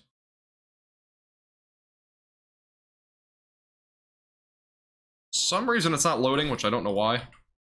Try to do this again. See what the rainfall totals are, though, by the GFS model. It's gonna load. Try the wind gusts. It just seems like nothing wants to load. All right, let me try this again. Yeah, big update on the GFS. It shifted it further east as well. Again, we're getting pretty bad news with these computer models now. They're kind of in, again, they're indicating it goes further west, or further east, I mean.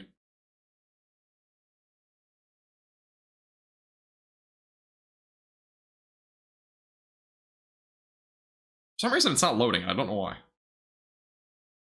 If it doesn't load on here, I'll try it on Tropical Tidbits. Let's go and try Tropical Tidbits. See if I can get the forecast models on there. On the GFS model, again, that's just come out, the latest update. Let's go and see if I can put rainfall on here.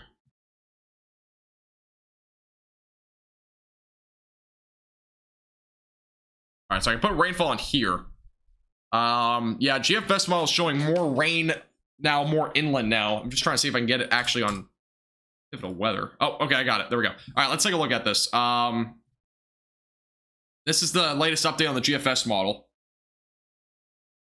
Over to the screen here. All right, there we go. So this is the latest update on the GFS model indicating the rainfall totals, and that is absurd. Let's not trust that number near Tampa, but it gives you an idea across Florida that we're looking at more of an increase, it looks like, of rainfall in this area. I'm just going to cross that out because that's unrealistic, it seems like. But there definitely could be the potential for isolated 20 to 25 inches along the coastline here if it were to take this track. Gainesville's now up to almost 12. Daytona's still around 7. Orlando's around 8 to 9. So, yeah, I mean, don't trust that number. Again, it's just a computer model. But we very well could see the potential for 20 inches of rain in isolated spots there along the coast if it took the track that it's indicating here with the GFS model. Wind gusts are also showing. You can see the landfall would basically be near Sarasota on this model.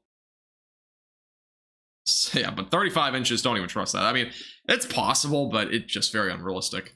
But again, this was a look at the GFS model on the latest scan or latest run of the model. It shows it further east again by about at least 30 to 40 miles, making landfall near Sarasota, kind of stalling, and eventually moving slowly off to the north. So, thank you, by the way, Dozy Drew, for being a 4-month VIP chaser. I appreciate that. Let's get some claps in the chat for Dozy Drew for being a 4-month VIP chaser. Really appreciate that. It's a big commitment to the channel. If you're in the chat, still make sure to give some claps in the chat. Thank you very much. Appreciate it. Yeah, this rainfall amount is kind of absurd. It's possible, but it's very unrealistic that would actually happen. I mean, we'd have to have that stall for much longer, and I don't think it's going to stall for that long. But to be fair, the GFS showed like 40 to 50 inches with the Hurricane Fiona, and it ended up only producing like 20 to 25, so it's definitely an overestimate. But yeah, that's the latest GFS model run for those that are curious. Canadian model is also updated. Let's take a look at that one. I don't typically look at the Canadian model a whole lot, but this one's been showing a bit more closer to the panhandle, so we'll see if this shows any difference here. And the Canadian model is also shifted further east from its latest run. It's showing a landfall near Cedar Key. So again, my expectation is that that cone will shift, and it will probably include these areas tomorrow to some extent, with the at least a cone going into Florida.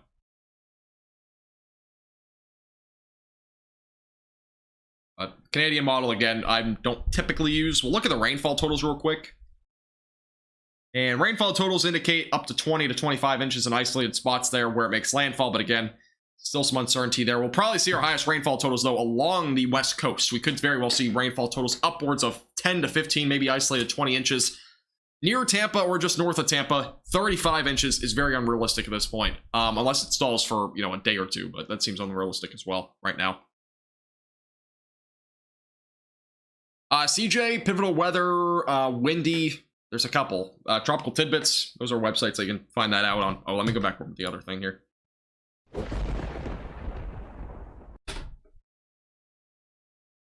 Let me take a look. So the National Weather Service of Melbourne.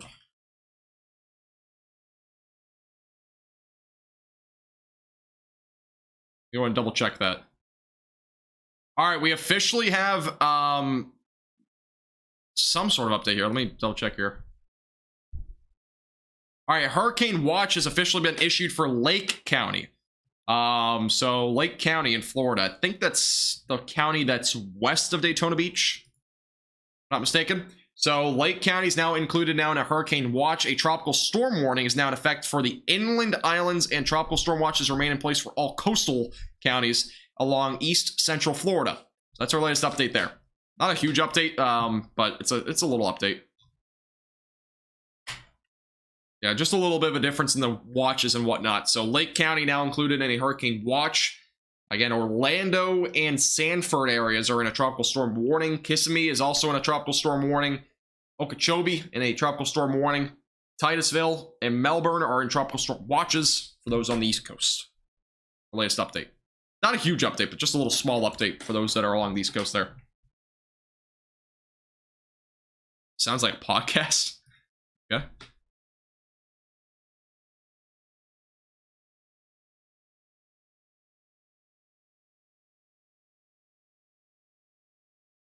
Yeah, if you're just tuning in for the first time, friendly reminder to hit the subscribe button down below. Again, we'll keep you updated with the latest updates on the tropics over the next several days.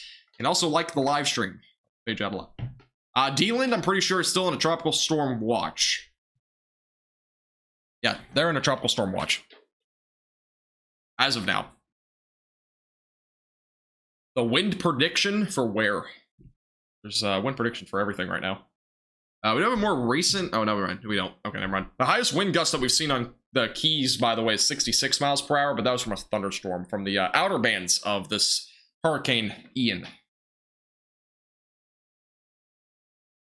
Hurricane hunters are flying back in, by the way, so we'll see if we get any new wind estimates here. Hurricane hunters, again, are going back in, I believe.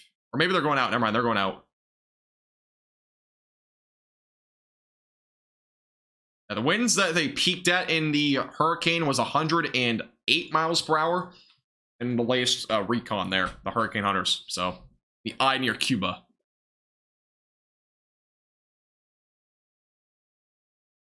Edward, it's not going to go out to sea. That's the thing. It would probably go north again towards the United States. It wouldn't just go out to sea with the jet stream. With the jet stream setup that we have. How far is the hurricane from Cuba? Let me go and do a measurement. I did a measurement earlier, but we'll go and do another one. It was 24 miles the last time I checked with the eye. Go and just pause this. Here's the eye. Let's go and put the track on here. It's approximately, it's actually still about 30 miles or so.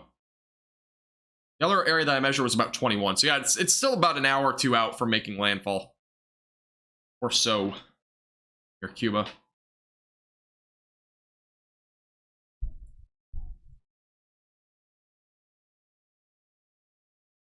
Tampa area wind prediction. Wind gusts will peak around 130 if it makes landfall directly there. That's wind gusts.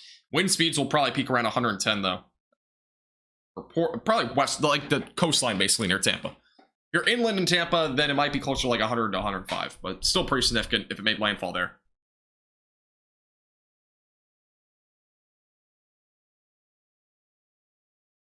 How's it going to make landfall in Tampa if Seminole...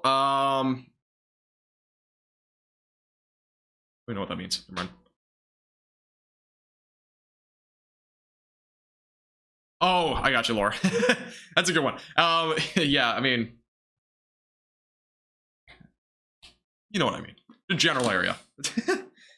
Tampa's obviously inland, but you know what I mean. Basically in that vicinity. Maybe if it, you know, Tampa Bay, you could call it, but Tampa Bay is technically water, so it's not really making landfall in water, but I mean, if you were really to get specific on landfall, it would be like near Clearwater, St. Petersburg, Holmes Beach, that sort of thing, but right now, again, long term, the landfall could be anywhere from about Cedar Key, I'd say, back through the area of Cape Coral. It reasonably could be anywhere in those areas. So,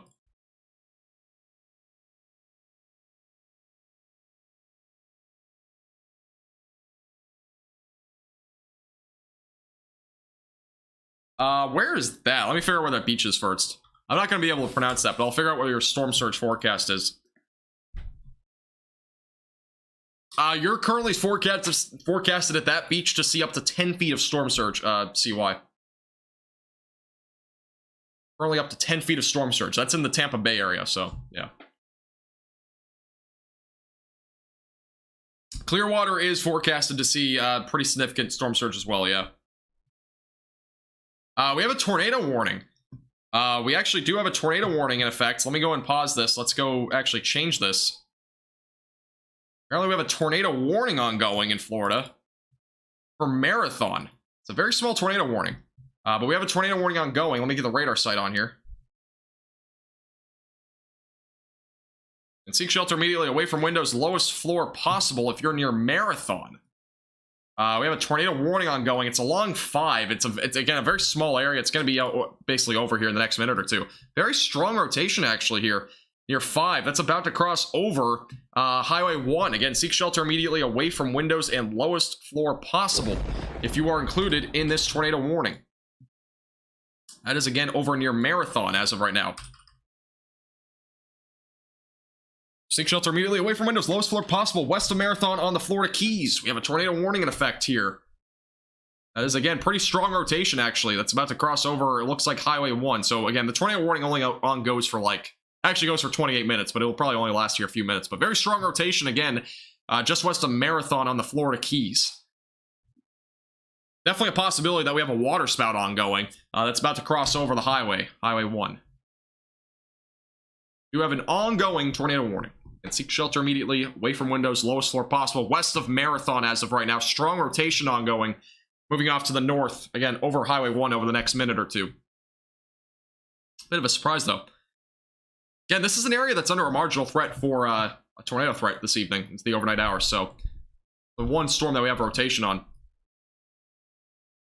That is your rotation. This is a live look at the radar feed, by the way. We do have another radar update coming in here in a second. That is actually looking like a probably very likely scenario that we actually have a tornado, or at least a water spout ongoing here near Highway 1. There's a pretty decent inflow going into this. We probably have at least a water spout ongoing. It's probably about to go over Highway 1 if it hasn't already. So that's pretty impressive. Very possibly pretty decent water spout that's ongoing here. We have another radar update that's just come in, I think, or it's about to come in, so we'll keep you updated with that. That rotation, again, about to cross over Highway 1 and over 5. That is definitely a hook, though, yes. That is pretty decent inflow. Here's the latest radar update, so it's just crossed over Highway 1. So impacts to land at this point, not really expected. Within, at least for the next minute, it will be possible, but after that, it's not going to be existent. But yeah, that is definitely an ongoing possible, water spout still. There's probably a water spout there just south of 1. Just west of Marathon. Again, this is on the Florida Keys. So an area that I've never covered a tornado warning on. Florida Keys. This is the outer bands, though, of Ian. So we're starting to see, again, the tropical storm impacts at this point. Just a friendly reminder, by the way, if you're tuning in, make sure to hit the subscribe button down below. It's the red button. It's free to do. Helps our page out a lot. And you'll get the latest updates on the tropics. We plan on doing a lot of live streams this week. So make sure to hit the like button and subscribe.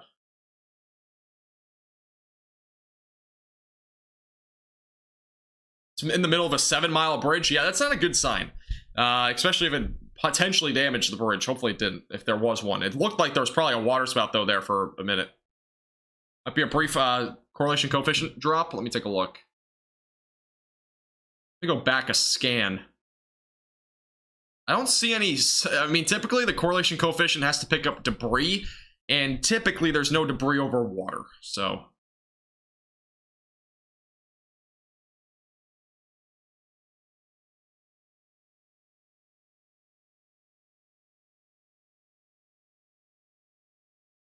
But yeah, other than that, I mean, correlation coefficient picks up debris. It's a bit different.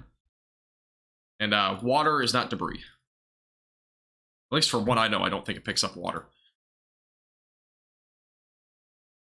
Pretty strong rotation, though. This is the base velocity. We might still have a water spout ongoing or a tornado or some sort. Again, it just crossed over the 7-mile bridge there between Marathon and the other islands off to the west. So definitely possible, though, that there was some sort of water spout or tornado. It might even still be ongoing. Storm's moving northwest at 25 miles per hour. It is. Yes, you're correct.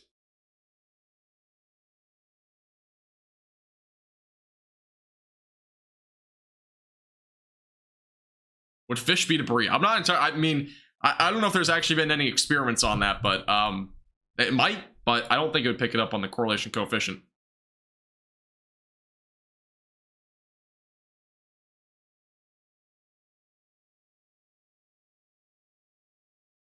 And by the way, latest update on here. Again, it's going to be moving out to sea over the next several minutes. It probably won't be making much impact to land, if any, from here on out. But this is a look at the velocities on the latest scan, and we probably still have an ongoing water spout here. Still probably an ongoing water spout going off to the north.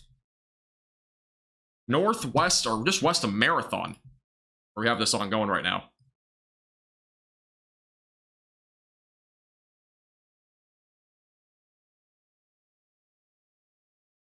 Just real quick. Again, if you're anywhere just along Highway 1, you might want to wait a second. Make sure you're staying safe on that bridge, because there may have also been a water spout there. It's not out of the question.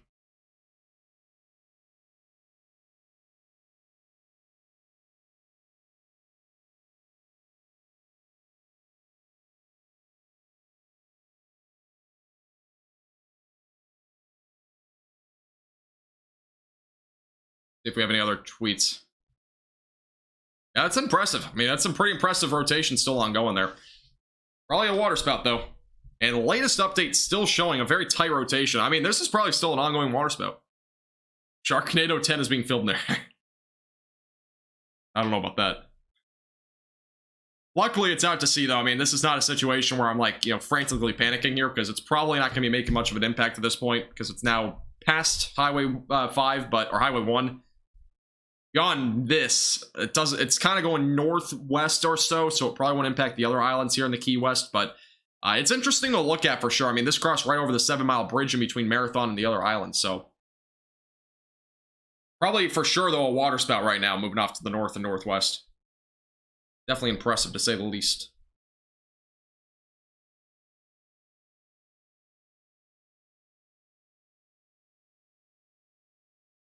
Interesting. Any Key West live cams? I'll take a look. I don't think there is any, but I'll take a look. Maybe one. The only Key West cams I think there are probably not looking at the storm. And it's also nighttime. Nah, there wouldn't be any. It's nighttime. I kind of forgot about that. So yeah, there wouldn't be. Typically, there's none that have light on the storm, at least this late.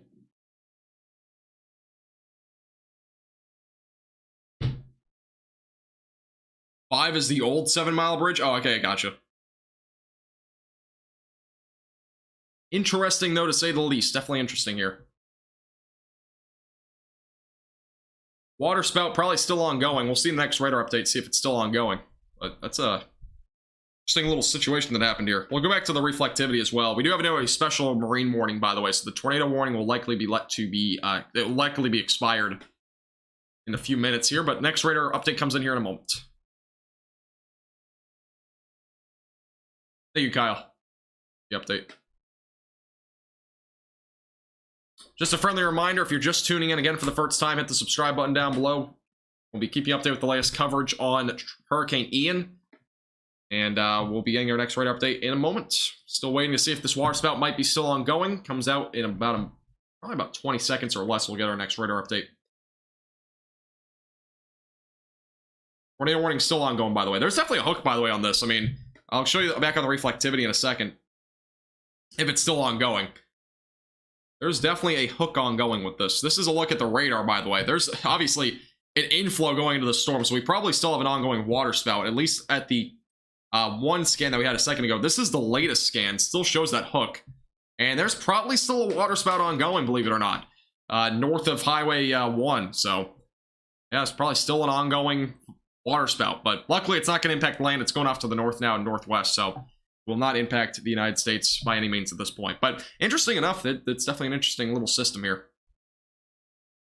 But other than that, I appreciate everybody tuning in tonight. That's going to do it for this live stream. We'll see what happens. Again, I might go live again tomorrow morning. If not, expect a live stream tomorrow evening. I'll be covering tornado warnings and also any tropical stuff that we have ongoing. I appreciate everybody tuning in, though, as always. Make sure to hit the like button and subscribe before you leave tonight. I would appreciate it. At the bare minimum, subscribe if you've not already. Hit the red button. Helps out the page a lot. And again, I'll be keeping you updated with the latest tropical activity here in Florida over the next several days with Hurricane Ian. So again, make sure to subscribe.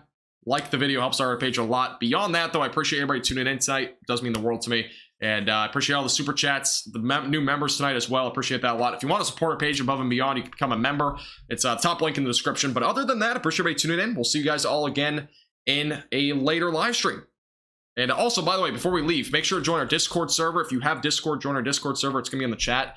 By Nightbot, you'll see the link in chat there. And also, follow me on Twitter if you've not already. My Twitter's going to be also in the chat. If you want to follow me on Twitter, you can go ahead and follow me. I'll be posting some stuff over there in terms of just tropical coverage as well and any other updates. Appreciate everybody tuning in. Have a great rest of your night, guys, and we'll see you.